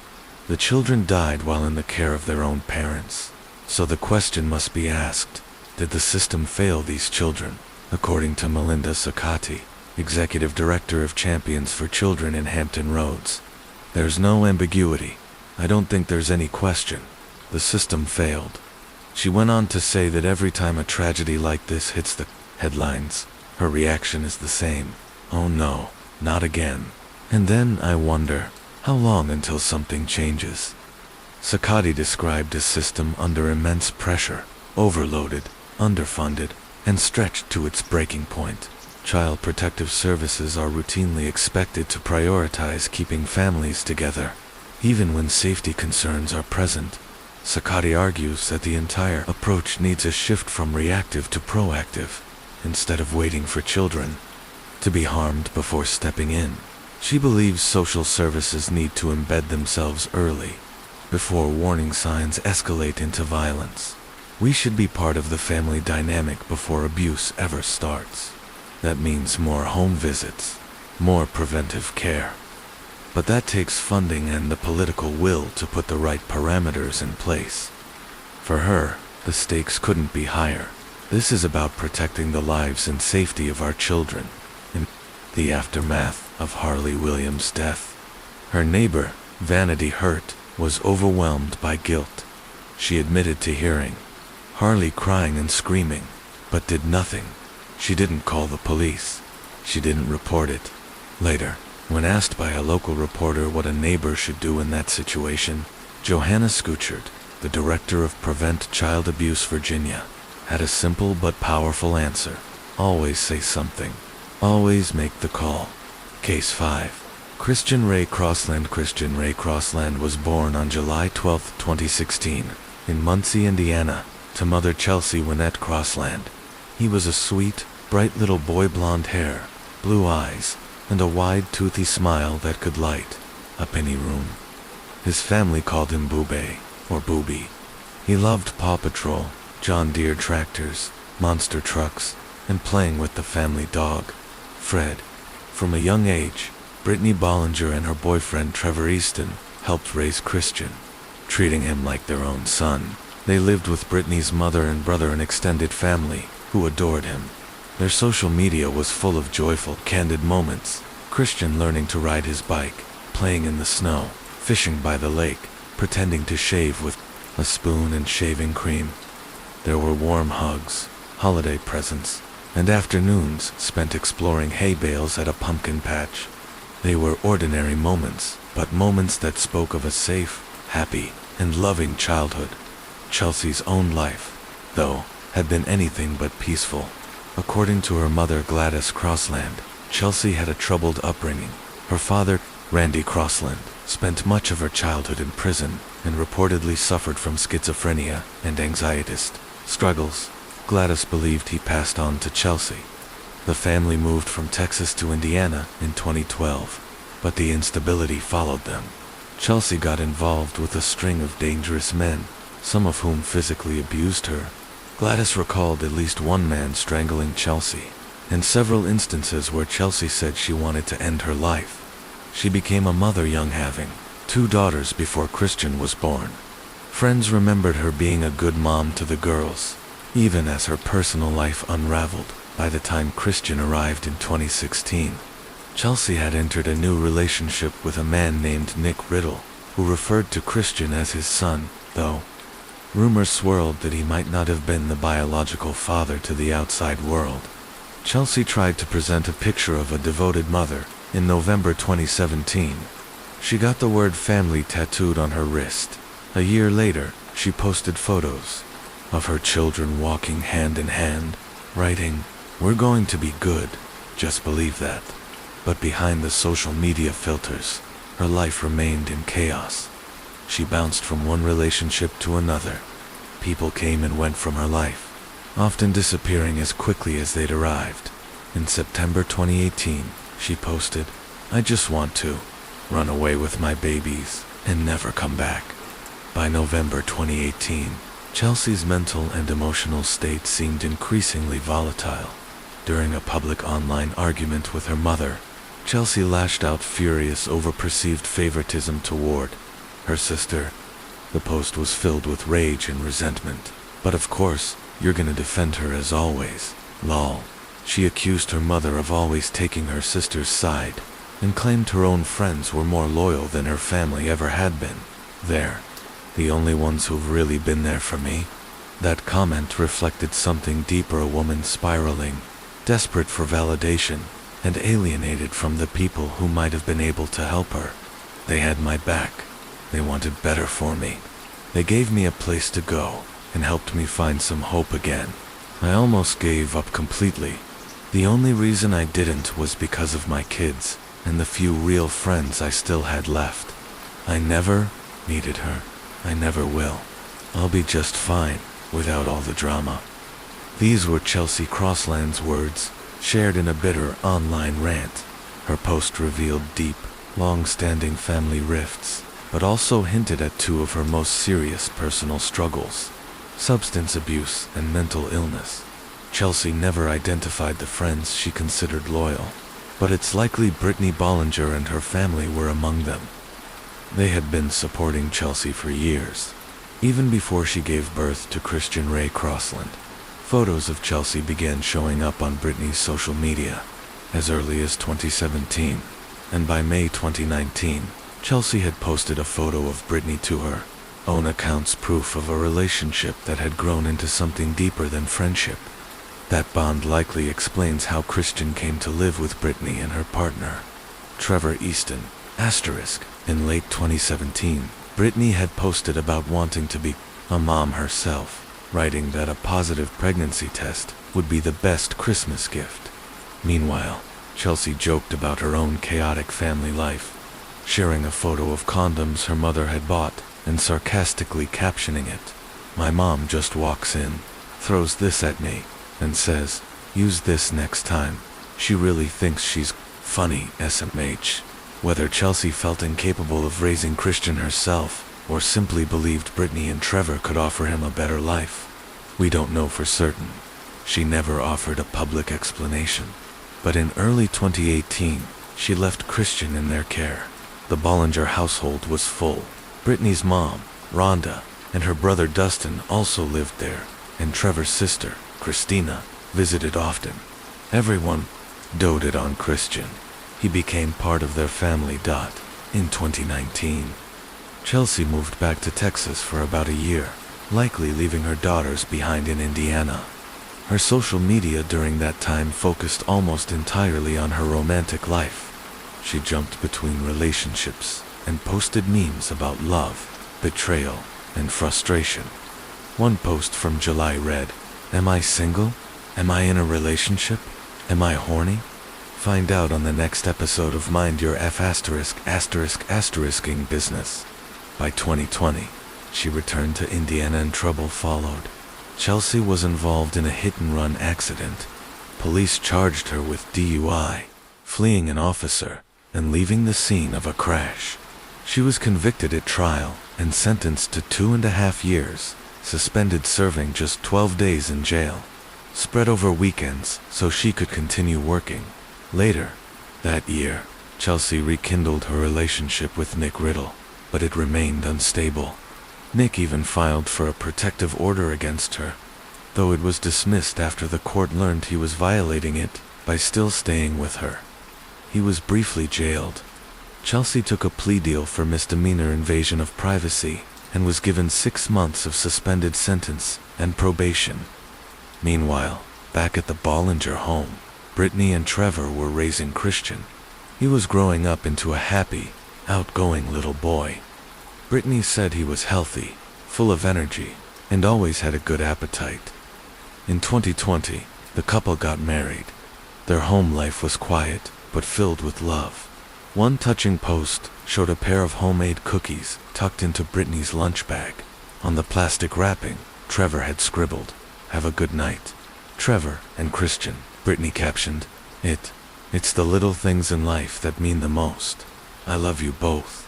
By 2021, Christian was 5 years old, fully potty trained and old enough to start kindergarten though, with his July birthday. He had likely missed the cutoff. Later that year, Chelsea had her 4th child, another baby boy, born in November 2021, after the birth. She decided it was time to bring her children back together. She regained custody of her daughters and asked Brittany and Trevor to return. Christian as well, because there was never any formal custody arrangement, no adoption, no legal paperwork. Brittany and Trevor had no legal grounds to keep him. Reluctantly, they agreed. They were allowed to spend one last Christmas with Christian on January 8, 2022. He was returned to Chelsea's care at her home on Southwestern Avenue in Portland, Indiana. He wasn't enrolled in school yet, which meant he'd be spending every day, all day, alone with Chelsea and the newborn. What happened in the next 74 days was a slow-motion tragedy, a nightmare, behind closed doors. Chelsea would later claim she was suffering from postpartum depression and other mental health issues. But that doesn't explain why she demanded Christian's return when she was clearly unfit to care for him. According to Nick Riddle, Chelsea made a chilling statement during this time. "I wish he was dead." There's no record of Nick reporting that statement to authorities. At some point, Christina Easton Trevor's sister visited Chelsea's home. While there, she heard Chelsea yelling at Christian for taking food from the fridge without permission. When Christian had an accident and wet his pants, Chelsea forced him into a cold shower to clean him up. Christina heard him crying in distress. "You've got to learn." That's what Chelsea reportedly told Christian as he cried after she forced him into a cold shower as punishment for wetting his pants. On February 8th, Chelsea's mother Gladys came to visit her daughter and grandchildren. It was her birthday, and she said she wanted to celebrate with the family. According to Gladys, Christian seemed fine. She noticed nothing unusual. Nick Riddle, Christian's presumed father, also visited in early March. He described Christian as smiley and happy. To him, there were no signs of anything being wrong. But a week or so later, when Brittany and Christina came over for a birthday party, something felt off. Christian was nowhere to be seen. When they asked why he wasn't joining the celebration, Chelsea told them he was being punished, sent to his room for being bad. The adults may not have seen the signs, but two people inside that house did. Christian's older sisters, ages 8 and 9, later revealed what was really happening behind closed doors. Chelsea had been choking Christian, hitting him, and denying him food for days at a time. One of his sisters said she'd try to sneak him food while their mother slept. Sometimes, she said, he was so hungry, he would eat his own feces just to survive. Eventually, his fragile little body couldn't take any more. On March 24th, according to one of his sisters, Chelsea stood over Christian's lifeless body and spoke aloud to herself, wondering what to do next. She opened a cupboard, pulled out a trash bag, and was about to use it to hide his body till she changed her mind. At 11:30 p.m., Chelsea finally called 911. She claimed Christian had slipped and fallen down the stairs after getting out of the bathtub and had knocked himself unconscious. Her voice shook, whether from emotion or an attempt to sound upset. It wasn't clear. She told the dispatcher, "I tried everything I could." She said Christian hadn't breathed in over an hour and a half. Yet she was only just now calling for help. M's director Kyle Gerlach was the first to respond. He found Christian's body on the bathroom floor upstairs, wearing only a diaper. He was bruised, bloody, and blue from a lack of oxygen. Gerlach described him as emaciated, so thin that he could see the outline of the child's bones through his skin. Chelsea claimed she'd performed CPR for 30 minutes before calling 911. Gerlach asked her to sign a routine EMS form and was stunned when she signed her name with a smiley face. Police officers who arrived with EMS found the house unkempt and filthy, but noted that there was plenty of food in the home. The fridge, freezer, and pantry were all stocked. Chelsea, they observed, seemed calm. She didn't shed a tear. When one of Christian's sisters began crying, Chelsea tried to dismiss the grief, telling the officers, "This just came out of nowhere. I don't know how this happened." As investigators taped off the scene, she remarked, "So I'm guessing this is going to take a while." That comment raised even more red flags. Indiana State Police were called in, and when they interviewed Christian's sisters, when they heard how long Chelsea had waited to call for help, they knew something was deeply wrong. Jay County Prosecutor Wes Shear was asked to visit the scene personally. He later recalled the moment he saw Christian's lifeless body. "That image has never left my mind. It's probably never going to leave yours." Despite the horrifying condition Christian was found in, Chelsea was not immediately arrested. Her surviving children, however, were removed from her custody. She reacted with self-pity, not remorse. Online, she posted, "My heart is broken into a million pieces. I just want my babies." The next day, she wrote a longer message asking for prayers. "They took my kids even, though they saw with their own eyes how great they are. They're traumatized, and so am I. I love you kids with everything in me. I never imagined our world would turn upside down like this." She closed the post with, "God, please help me stay strong. I'm nothing without them. I'm praying we'll all be home together again soon." To those reading, the posts felt strangely hollow. There was no mention of Christian, the son she had just lost under deeply suspicious circumstances. Local residents noticed Shelley Pfeiffer and Vivian Pryor, both disturbed by Chelsea's online posts, organized a vigil for Christian. They felt he deserved to be remembered. The mother didn't seem to care, Shelley said. There was no remorse. She had nothing to say about the child. "As a mom, I think she should have been heartbroken." Vivian added, "I wanted the community to mourn this child. He should be missed." According to Christina Easton, Chelsea later called Brittany asking for prayers. In a call, Christina overheard Chelsea said, "Please pray for me. I did something bad. Don't tell the police." On March 30th, Chelsea Crossland was officially arrested and charged with murder felony neglect, resulting in death and a separate charge of child sexual abuse. She was held without bond in the Jay County Jail. Once the sexual abuse charge became public, Chelsea's father and a few of his associates allegedly tried to shift blame onto Trevor, the man who had helped raise Christian with love and stability for years. Chelsea's father and his associates attempted to shift the blame for the sexual abuse allegations, suggesting that Trevor had been inappropriate with Christian, but the accusation quickly fell apart. When the full story came to light, the abuse charge wasn't actually related to Christian at all. Instead, it stemmed from an allegation made by one of Chelsea's daughters, who said her mother had abused her for 2 years.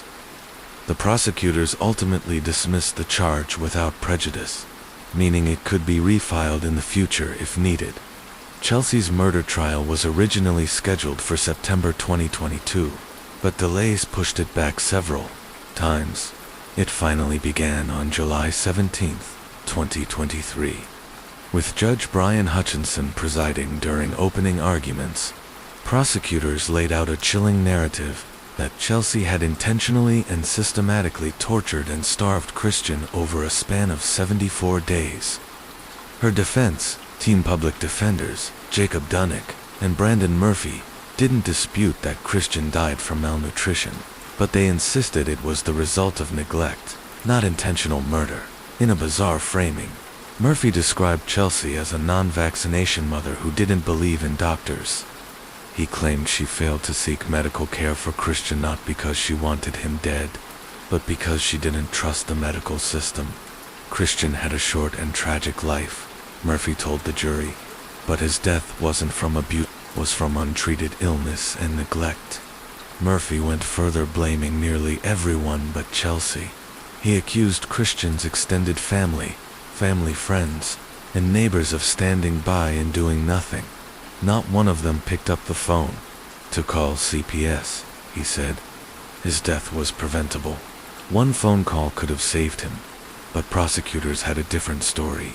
They weren't just arguing that Chelsea failed to help her son, they were arguing that she had made a calculated, conscious decision to end his life. And she followed through with it, day after day. They pointed out the obvious. Chelsea's 2 daughters were healthy, well-fed, and thriving. Only Christian was wasting away. Brittany, who had raised Christian for years, took the stand. She testified that he had always eaten well, never had a medical issue, and absolutely wasn't a picky eater. He loved food, she said. He had a strong appetite.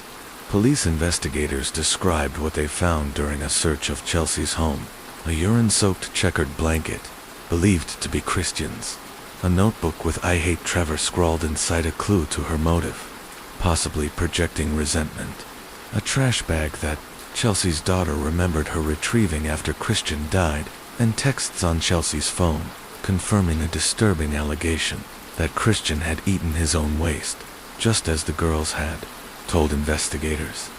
Coroner Michael Brewster testified next. He described the boys' final days as a 74-day horror show. Christian was found to be emaciated, malnourished, and dehydrated to the point that his body could no longer sustain life. The autopsy revealed numerous bruises, abrasions, and contusions, consistent with beatings, spankings, and choking trauma to his face, ear, and neck, none of which could have happened by accident.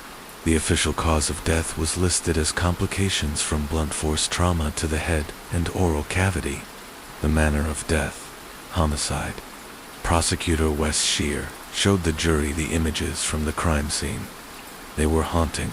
Christian's skin pale and sunken, his body skeletal and bruised, his eyes darkened with injury, his ribs visible through his translucent skin.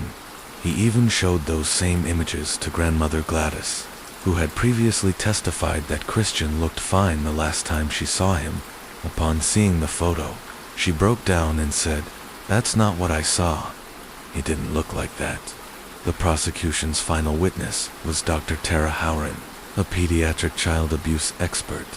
She gave the jury a chilling breakdown of Christian's calorie intake in the last months of his life. Nearly 0 calories a day, she said. She explained the difference between child abuse and torture. To meet the legal definition of torture, there must be at least 2 separate physical abuse incidents, or one prolonged abusive event paired with 2 psychological elements, such as isolation deprivation DR. Howren told the jury that Christian's case met all the criteria. In closing arguments, Prosecutor Shear spoke with raw clarity. "What do you say about a case like this? 74 days? That's what keeps coming back to me. 74 days is how long it took to starve a 5-year-old boy to death. Every hour, every minute, every second of those 74 days, she made a choice not to feed her son. How could anyone, let alone a mother, inflict such horror on a child? We treat animals better than she treated Christian." After just over an hour of deliberation, the jury returned its verdict: guilty of murder, guilty of neglect of a dependent resulting in death. But the trial wasn't over. In Indiana, juries also make sentencing recommendations in capital cases. The court immediately began the second phase to decide Chelsea's punishment. Her attorneys argued for a sentence of 55 years, citing mitigating factors: no prior felonious long-standing, mental health issues, troubled family background, limited financial resources. But the prosecution asked for the maximum penalty, life without parole. Dr. Howren returned to the stand and explained that Christian's abuse met the legal definition of torture. She pointed again to the trauma on his neck and ear. Injuries, she said, could not have occurred accidentally. When the jury returned with their recommendation, it was unanimous: life in prison without the possibility of parole. Judge Hutchinson accepted the recommendation without hesitation. "Even if I weren't bound by the jury's decision," he said, "I still believe life without parole is the only appropriate sentence." And so, on August 24th, Chelsea Crossland was officially sentenced to life behind bars with no possibility of release. During her sentencing hearing, the judge turned to Chelsea with a haunting message.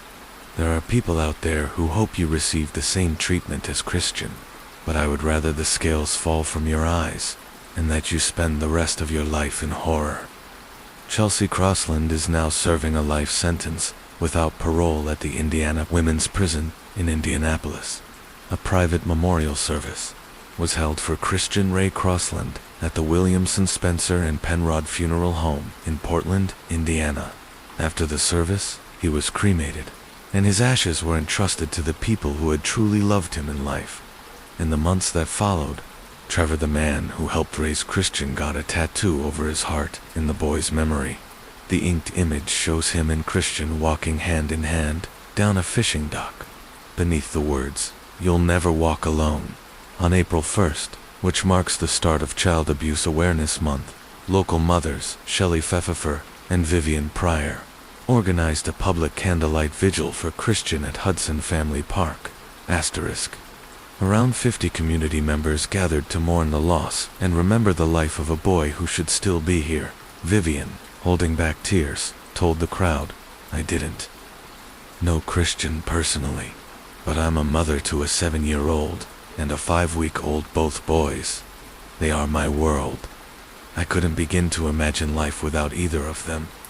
When I heard about Christian, my heart just broke. Shelley added, April 1st begins Child Abuse Awareness Month, and I can't think of a more fitting day to remember him. What happened to Christian was abuse. He never should have had such a tragic life. He didn't deserve it. We need to shine a light on this. In April 2022, Christian's extended family, Trevor, his sister, Christina Brittany, and others organized another memorial event. But this time, it wasn't just about remembering Christian. It was about demanding justice. Christina shared a photo from the event online, writing, "Just a glimpse of the lives Christian Ray touched in his short, beautiful life. We gathered today to send a message of love to him. Our fight for you has only just begun." She wanted people to know that Christian's life wasn't defined by his final months. Before being returned to Chelsea, he was loved deeply, spoiled often, and known for his huge smile and fearless spirit. Many people think that those awful 3 months were his whole life, but they weren't. He was cherished, he was joyful, and he had a family that adored him. I'll never forget those memories, and we will never let the world forget him either. Brittany, who had raised Christian as her own for years, understood loss long before Christian came into her life. She had lost her father in 2014, and ever since, she often posted heartfelt reminders about the value of time and memory. In November 2021, she shared a post that read, "Before Thanksgiving, by the tripod. Take the photo. Even if your outfit's messy, the kids are dirty, or your weight isn't where you want it, take the picture. Death is a thief. It steals without warning. None of the little stuff matters. Just take the photo." It was advice she clearly took to heart. Brittany has dozens and dozens of photos of Christian laughing, playing, hugging. Still, she surely wishes she had dozens more. A year after his death, she posted a tribute alongside several photos of Christian. "Sweet baby boy, it's hard to believe you've been gone a year. Life is so different without you. I hope you're having the time of your life up there in heaven. I love you, and I miss your sweet face and your smile.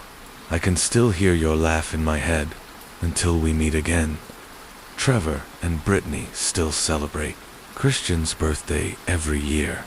This year, he would have turned 8. On what should have been a joyful day, Trevor wrote, "I will always love you, baby boy. Fly high, catch them fish, Bubba." Sinead James and her daughters lived in a small home in Haverfordwest, Wales. Visitors described it as cluttered, sometimes messy, with clothes, diapers, old popsicle sticks, and empty soda cans strewn across the floor. After her relationship with Daniel Thomas ended, Sinead entered another relationship. That man turned out to be violent. A domestic violence incident occurred in her home, and he was reported.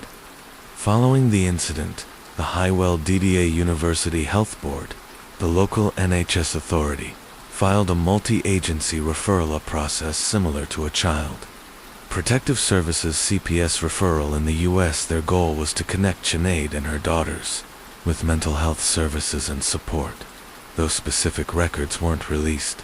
Authorities later confirmed that there had been significant prior involvement with the family. In January 2020, health visitor Leslie Steedman met with Sinead at her home to assess the family's situation. In Wales, health visitors perform many duties similar to caseworkers in the U.S., including monitoring child development, home safety, and caregiver well-being. CHENAD identified herself as a domestic violence survivor, and Leslie responded with guidance about recognizing signs of abuse and how it could affect children. She emphasized that Sinead should avoid bringing unknown adults, especially those who used alcohol or drugs, into the home. In a follow-up visit on February 10th, Leslie observed that the home was dirty, cluttered, and smelled damp. Lola, then, just 2 years old, looked like she needed a bath and had dirty feet. While toddlers can be a handful, it was clear Sinead was struggling. Her text history reflected this stress, calling Lola a terror, saying she beats me up, and at one point threatening to throw her out the window if she didn't start behaving. Lola had been enrolled in a behavior support program called Flying Start, and Sinead suspected she had ADHD. Leslie offered speech therapy and a parental support nurse, but Sinead refused the services. That same day, Sinead saw her GP, Dr. Annalene Holliday, and admitted that parenting was exhausting.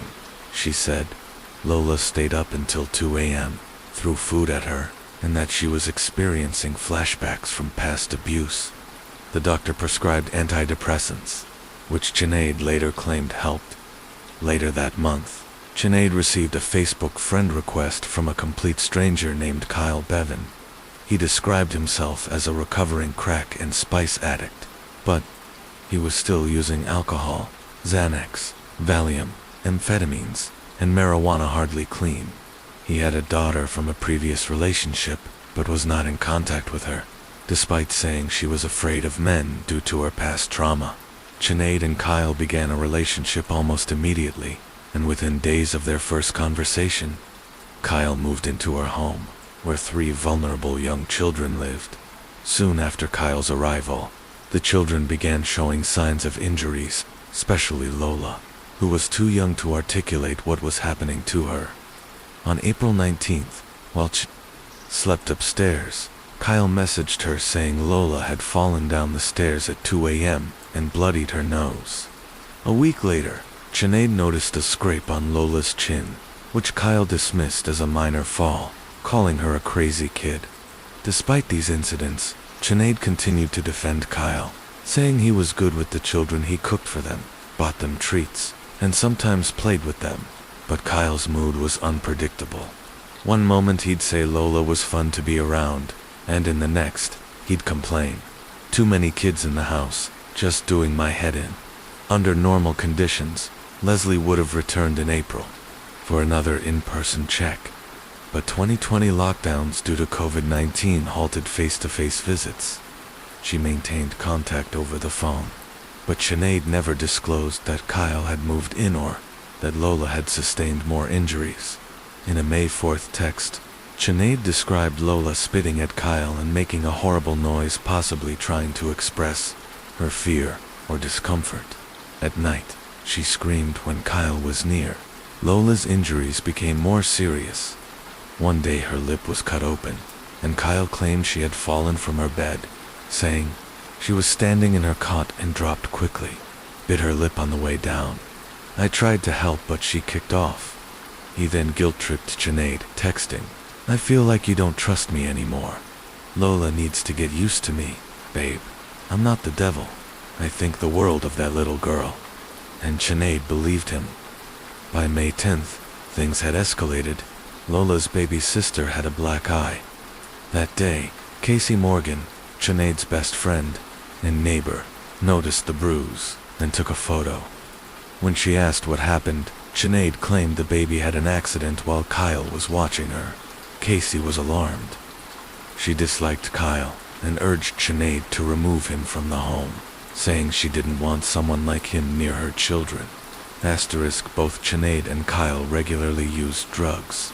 Sinead later admitted that she and Kyle took amphetamines together, though she claimed it only happened when the children were away, either staying with her mother or other family members. On May 14th, Kyle took Xanax and spiraled into a violent rage. He smashed up the house, destroying light switches in the kitchen, and tried to headbutt Sinead. Terrified, she gathered the children and fled to her friend Casey's home, where they spent the night. But the next day, Kyle did what abusers often do. He apologized. He texted Sinead saying, "I feel like a monster." Despite Casey urging her not to go back, Sinead returned home with the children and let Kyle stay. She continued to leave him alone with her kids. Soon after, cousin came to visit and was shocked by the condition of the house. She warned that social services might get involved. Kyle exploded in anger again, this time turning his aggression on the cousin, who quickly left. On June 8th, health visitor Leslie Steedman called to check in. Sinead admitted another adult was living in the home but lied, claiming it was a woman. She hid the truth, not just about Kyle, but about the injuries the children had suffered and the worsening conditions inside the house. The situation continued to unravel. Sinead and Kyle often argued about Lola, and the messages they exchanged were telling. In one, Kyle snapped, "Come get your ing child." In another, when Sinead confronted him for keeping Lola up all night, she wrote, "What's up with you? She needs to be in bed." "It's 4 a.m., Kyle replied. "It was one thing night, Sinead. She was falling asleep while playing. I was going to carry her up. I wanted to give her a cuddle to sleep, but you get it up." Given his growing hostility, it's chilling to imagine what he was really doing with Lola late at night. On June 11th, following another heated fight where Kyle grabbed her arm, Sinead texted a friend, "I'm done. I'm finished with Kyle. I'm not putting up with it. I have kids to think about." She messaged Kyle directly, accusing him of being a liar and an addict, and told him to leave. He lashed back, "F you lying, cheating, childish, see." Despite his abuse, verbal and physical, Sinead didn't follow through. She allowed Kyle to stay and continued insisting he was not a danger to her children. On July 5th, Casey saw Lola at a park and noticed bruises on her legs. There's no indication Casey reported it or questioned Sinead directly. That same day, Sinead told Kyle to leave again, not because of what he had done to Lola, but because of how he was treating her. She texted, "What you're doing is a form of domestic abuse. I know, I've been through it." But when Kyle refused to leave, she let the issue drop again. No police were called. No help was sought. Just 2 days later, on July 7th, something horrifying happened. Sinead and Kyle were outside pushing the baby in a stroller when, in a burst of anger, Kyle shouted, it, and shoved the stroller into a busy road. Sinead leaped into the street and pulled the baby out just in time. Shaken, she again turned to Casey for help. She left the baby with Casey while she went to gather her other children. But before she could return, Kyle showed up at Casey's house. According to Casey, he was foaming at the mouth, his eyes wide, and acting aggressive and unstable. Fortunately, Sinead and the kids returned before anything escalated further. They made it into Casey's home safely, but by the very next day, Sinead forgave him again, returned home, and continued letting Kyle watch her children. On July 9th, Sinead received a chilling warning. The grandmother of Kyle's daughter, his ex's mother, contacted her. She had heard Kyle was living with Sinead and was deeply concerned. She warned, "Kyle is a danger to children. He hurt my daughter and my granddaughter. I'm telling you this as a mom." But instead of taking the warning seriously, Sinead asked Kyle's mother, Allison Bevanon, about it. Allison, predictably, dismissed the claims. Despite having no neutral credibility, Sinead chose to believe her even, though Kyle had nearly killed her baby just 2 days earlier. Later that day, Lola suffered serious injuries to her face and nose again, while alone with Kyle. Kyle claimed the family dog, a large American bulldog named Jessie, had knocked her off the couch and into the coffee table.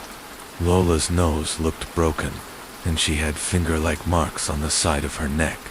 Concerned neighbors told Sinead she needed to take Lola to the doctor, but Sinead lied, telling them she had already done so. Later, Kyle told her his mother had looked at Lola over a video call and said she was fine. He claimed she was a nurse. In reality, she was a healthcare assistant, not a licensed nurse. It's unclear if the video call even happened.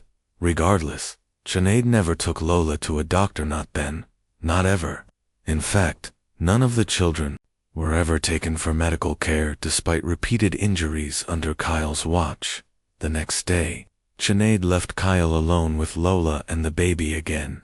She texted, "You don't need to tell me what you're doing with them. I do trust you with them." On July 11th, another incident occurred while Kyle was watching Lola.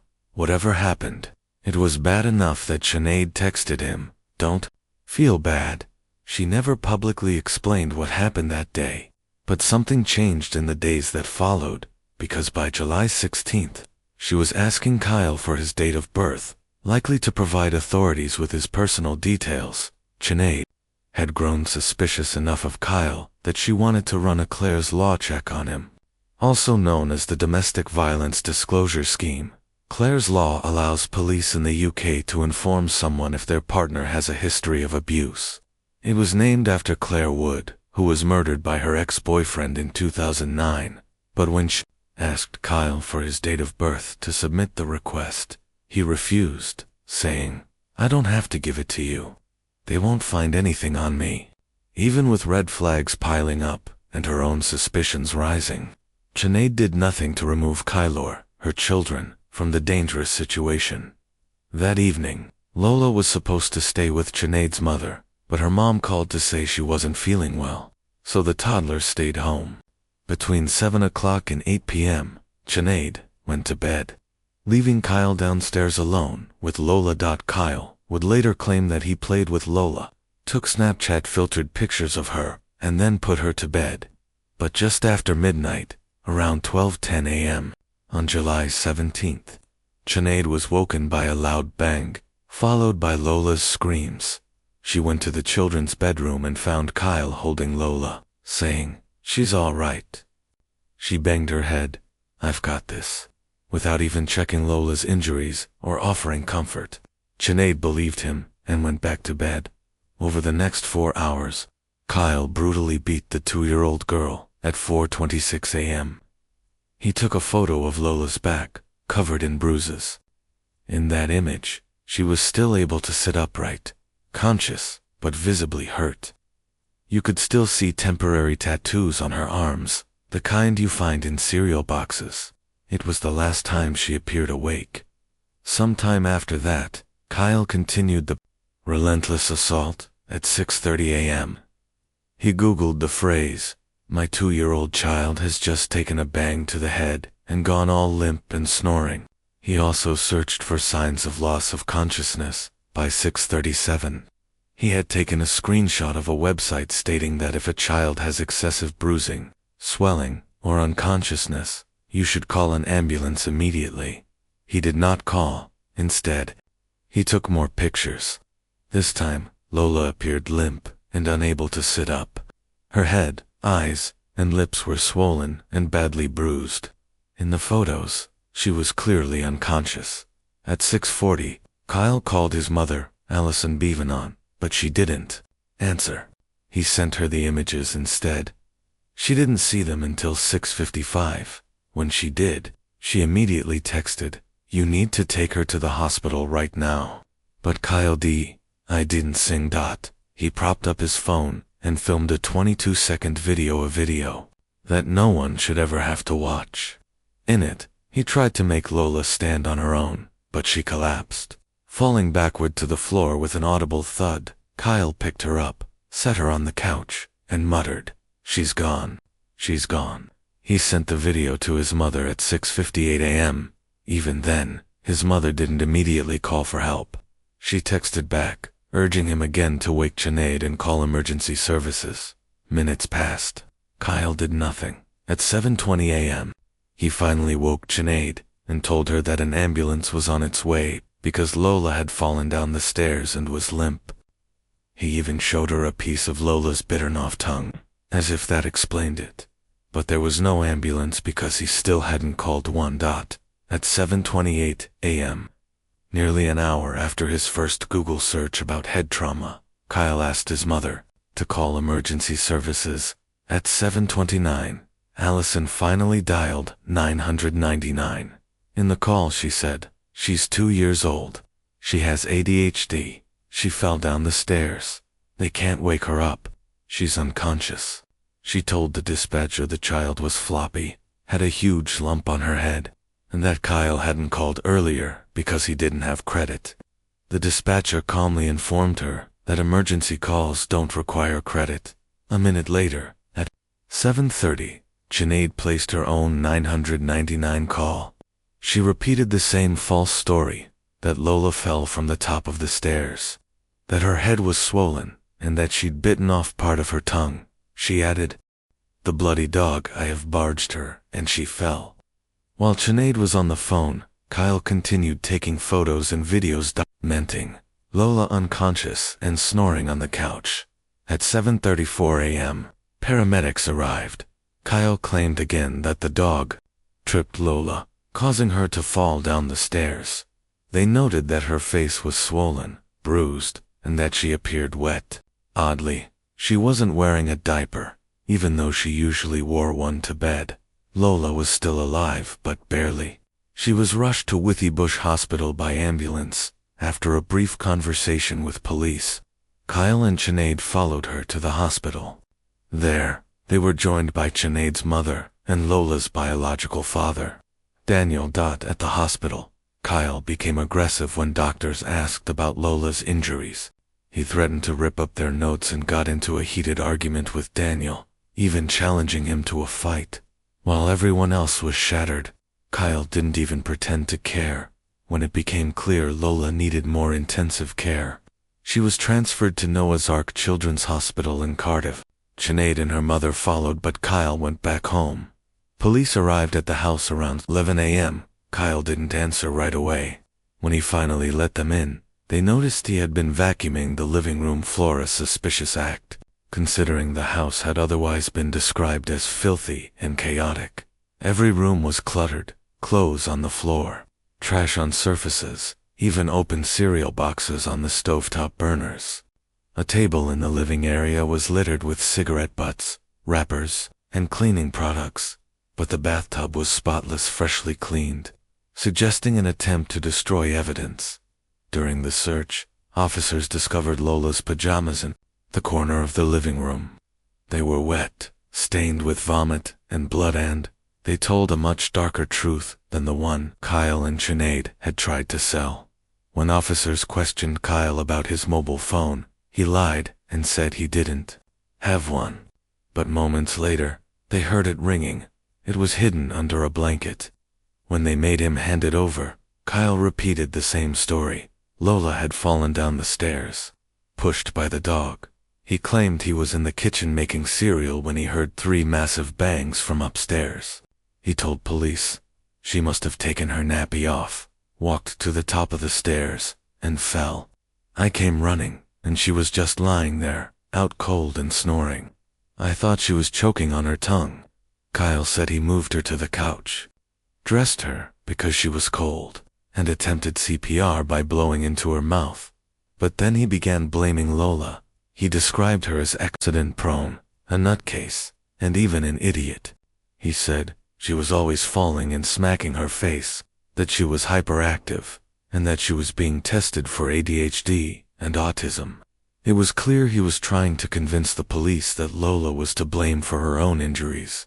When asked why he didn't call the ambulance sooner, Kyle said, "I had to stop her from chewing her tongue, dress her, put the dog out. Then I sat next to her and prayed." Really? He said his relationship with Sinead was pretty good, and admitted that he frequently went through her phone to keep an eye on her. When police interviewed Sinead, she backed Kyle up, saying Lola was clumsy, never slept, and fell over everything. She insisted that Kyle was amazing with Lola, and that she didn't believe for a second he would have hurt her. But that changed the moment detectives showed her the video Kyle had recorded, the one where Lola, unconscious, fell to the floor with a loud thud. Horrified, she said, "I feel sick. I want to punch him in the face. If he could do that. What actually happened to my baby?" That same day, around 3:15 p.m., Kyle texted Sinead, "We need to make sure our stories match. They need to be bang on," he insisted. "They think we hurt Lola. She fell down the stairs. The marks are from the dog jumping on her. Happens all the time." Later, he texted, "I would never hurt her like that. I really hope you know I did everything I could." At 4:34 p.m., police arrested Sinead at Noah's Ark Hospital on suspicion of child neglect. Minutes later, Kyle was located at a neighbor's house and also arrested. Both were questioned, then released pending further investigation. On July 21st, just 4 days after the assault, Lola died from her injuries. She was only 2 years and 10 months old. Her father, Daniel, had remained by her side throughout her final days. He said, "The guilt I feel lives inside me and will never leave. The memory of Lola lying in a hospital bed fighting to stay alive will stay with me always." After Lola's death, police returned to question the couple again. When they knocked on the door, Sinead appeared panicked and erratic, while Kyle was agitated and confrontational. When police explained they were just doing their job, he snapped, "You chose to be a copper." In January 2021, both were arrested again, this time on suspicion of murder, but again released on conditional bail. On April 21st, 2022, they were arrested a third and final time. Kyle was officially charged with murder and causing the death of a child. He was denied bail and sent to jail. Sinead was charged with causing or allowing the death of a child because of threats from the local community. She was remanded into custody for her own protection. On June 29th, both entered not guilty pleas. Kyle remained behind bars awaiting trial, while Sinead was released on strict conditional bail. The trial began on March 7, 2023, in Swansea Crown Court, presided over by Sir Martin Alexander Griffiths. Prosecutor Caroline Rees told the jury that Lola had suffered a frenzied and extremely violent attack that lasted 6.5 hours. She presented evidence that Kyle had waited over an hour to call an ambulance, photographed and filmed Lola's dying body, bathed her to remove evidence including the temporary tattoos from her arms, hid her soiled pajamas, which were soaked in blood and vomit, and likely disposed of the weapon used to inflict the injuries. When Sinead testified, she called Kyle a monster and said, "I beat myself up every day. He needs to rot in hell." She claimed to have been asleep during the abuse, something prosecutors partly believed, based on the lack of activity on her phone during that time. Among the witnesses was Coral Barker, who had owned the family dog, Jessie, before giving her to Sinead. Coral described Jessie as gentle, affectionate, and completely safe with children. She said that because of Kyle's false claim, Jessie was euthanized. Pediatric ICU specialist Dr. Michelle Jardine, with over a decade of experience treating trauma in children, testified that Lola's body was one of the most extensively bruised and battered she had ever seen. Dr. Deborah Stalker, another senior pediatrician, told the jury that 101 bruises and abrasions were documented across Lola's body, and they were not consistent with a fall down carpeted stairs. She added, "There wasn't a part of her body that wasn't bruised." Many injuries suggested squeezing or grabbing patterns typically found in child abuse cases. Others were likely caused by instruments that were never recovered. For instance, Lola's right thigh had distinct circular bruises in a linear pattern with the use of a weapon. The injuries on Lola's body were beyond horrific. Bleeding puncture wounds on her forehead suggested she had been attacked with a second weapon, different from the one used on her back and legs. The bruising pattern indicated she had been struck 3 to 4 times with significant force. Her neck injuries were consistent with strangulation, and the bruises on her ears, which doctors emphasized almost never occur by accident, pointed to direct, intentional blows. Dr. Deborah Stalker testified that Lola's large subdural hemorrhage was the kind of injury seen in high-speed car crashes or falls from great heights from a second-story window, for example. But in Lola's case, there was no such fall. The only explanation, said Dr. Stalker, was violent shaking and impact. She concluded that abusive head trauma was the most likely cause of death. Her eyes had also been severely injured. Bleeding was found in all 4 quadrants of both eyes, including from the optic nerve sheath, along with signs of retinal folding and splitting, classic symptoms of shaken baby syndrome, Dr. Stalker said. The full picture of Lola's head injuries tells me she was violently shaken. The trauma to her brain is what killed her. Consultant neuroradiologist Dr. Neil Studley independently reviewed CT and MRI scans and reached the same heartbreaking conclusion. He testified that the bleeding inside her skull, particularly on the front left side, back right side, and base of the brain, could only have been caused by violent shaking and forceful impacts. Her scalp and ears were also swollen, which he said was further proof of blunt force trauma. In his expert opinion, Lola's injuries were not consistent with an accidental fall. They were inflicted through inappropriate, deliberate force. In layman's terms, Kyle Bevanon violently shook Lola and smashed her head against something hard, possibly more than once. Prosecutor Caroline Rees KC argued that while Kyle's actions were horrifying, Sinead was not blameless. She had ample warning signs, and she chose not to act. As a mother, she had a legal and moral duty to protect her children, and she failed to do so. After 10 hours of deliberation, the jury returned with their verdicts on April 4th. Kyle Bevanon was found guilty of murder. Sinead was found guilty of causing or allowing Lola's death at the sentencing hearing on April 25th. Both Lola's grandmother and father gave devastating victim impact statements. Her grandmother, Nicola, addressed Kyle directly. "You killed my Lola. You've shattered this family. I hope with the time you now have, you begin to understand what you've done," she said. Lola's toys still sit in her cupboard. Her clothes still hang in the wardrobe. But Lola is gone.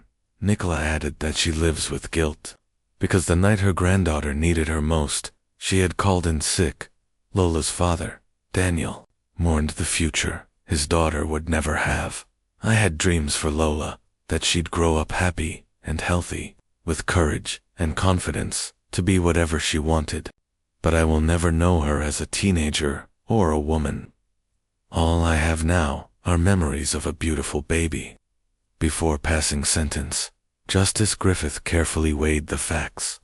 Though some might argue that Sinead had been intimidated by Kyle, the judge found no evidence of fear or coercion. In fact, the messages exchanged between the two suggested she was in control and could have ended the relationship at any time. She had support from friends, neighbors, and family, yet chose to prioritize Kyle over her children.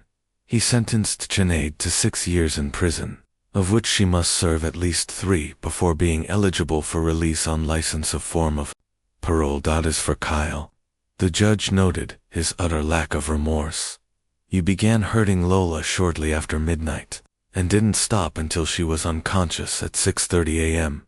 This was a deliberate, prolonged, and brutal attack on a helpless child." Kyle Bevanon was sentenced to life in prison, with a minimum of 28 years before he is eligible for release. Sinead lost custody of her surviving children, though she is still allowed some contact. Her mother, Nicola, expressed hope that her daughter would get the psychological help she needs behind bars. Lola's funeral was held on September 15, 2020, at St. David and St. Patrick Catholic Church in Haverfordwest.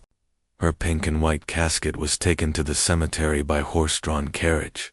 The route was announced publicly down Captain James Hill, through Front Street and North Road. Across Marble Hall, and townspeople lined the roads.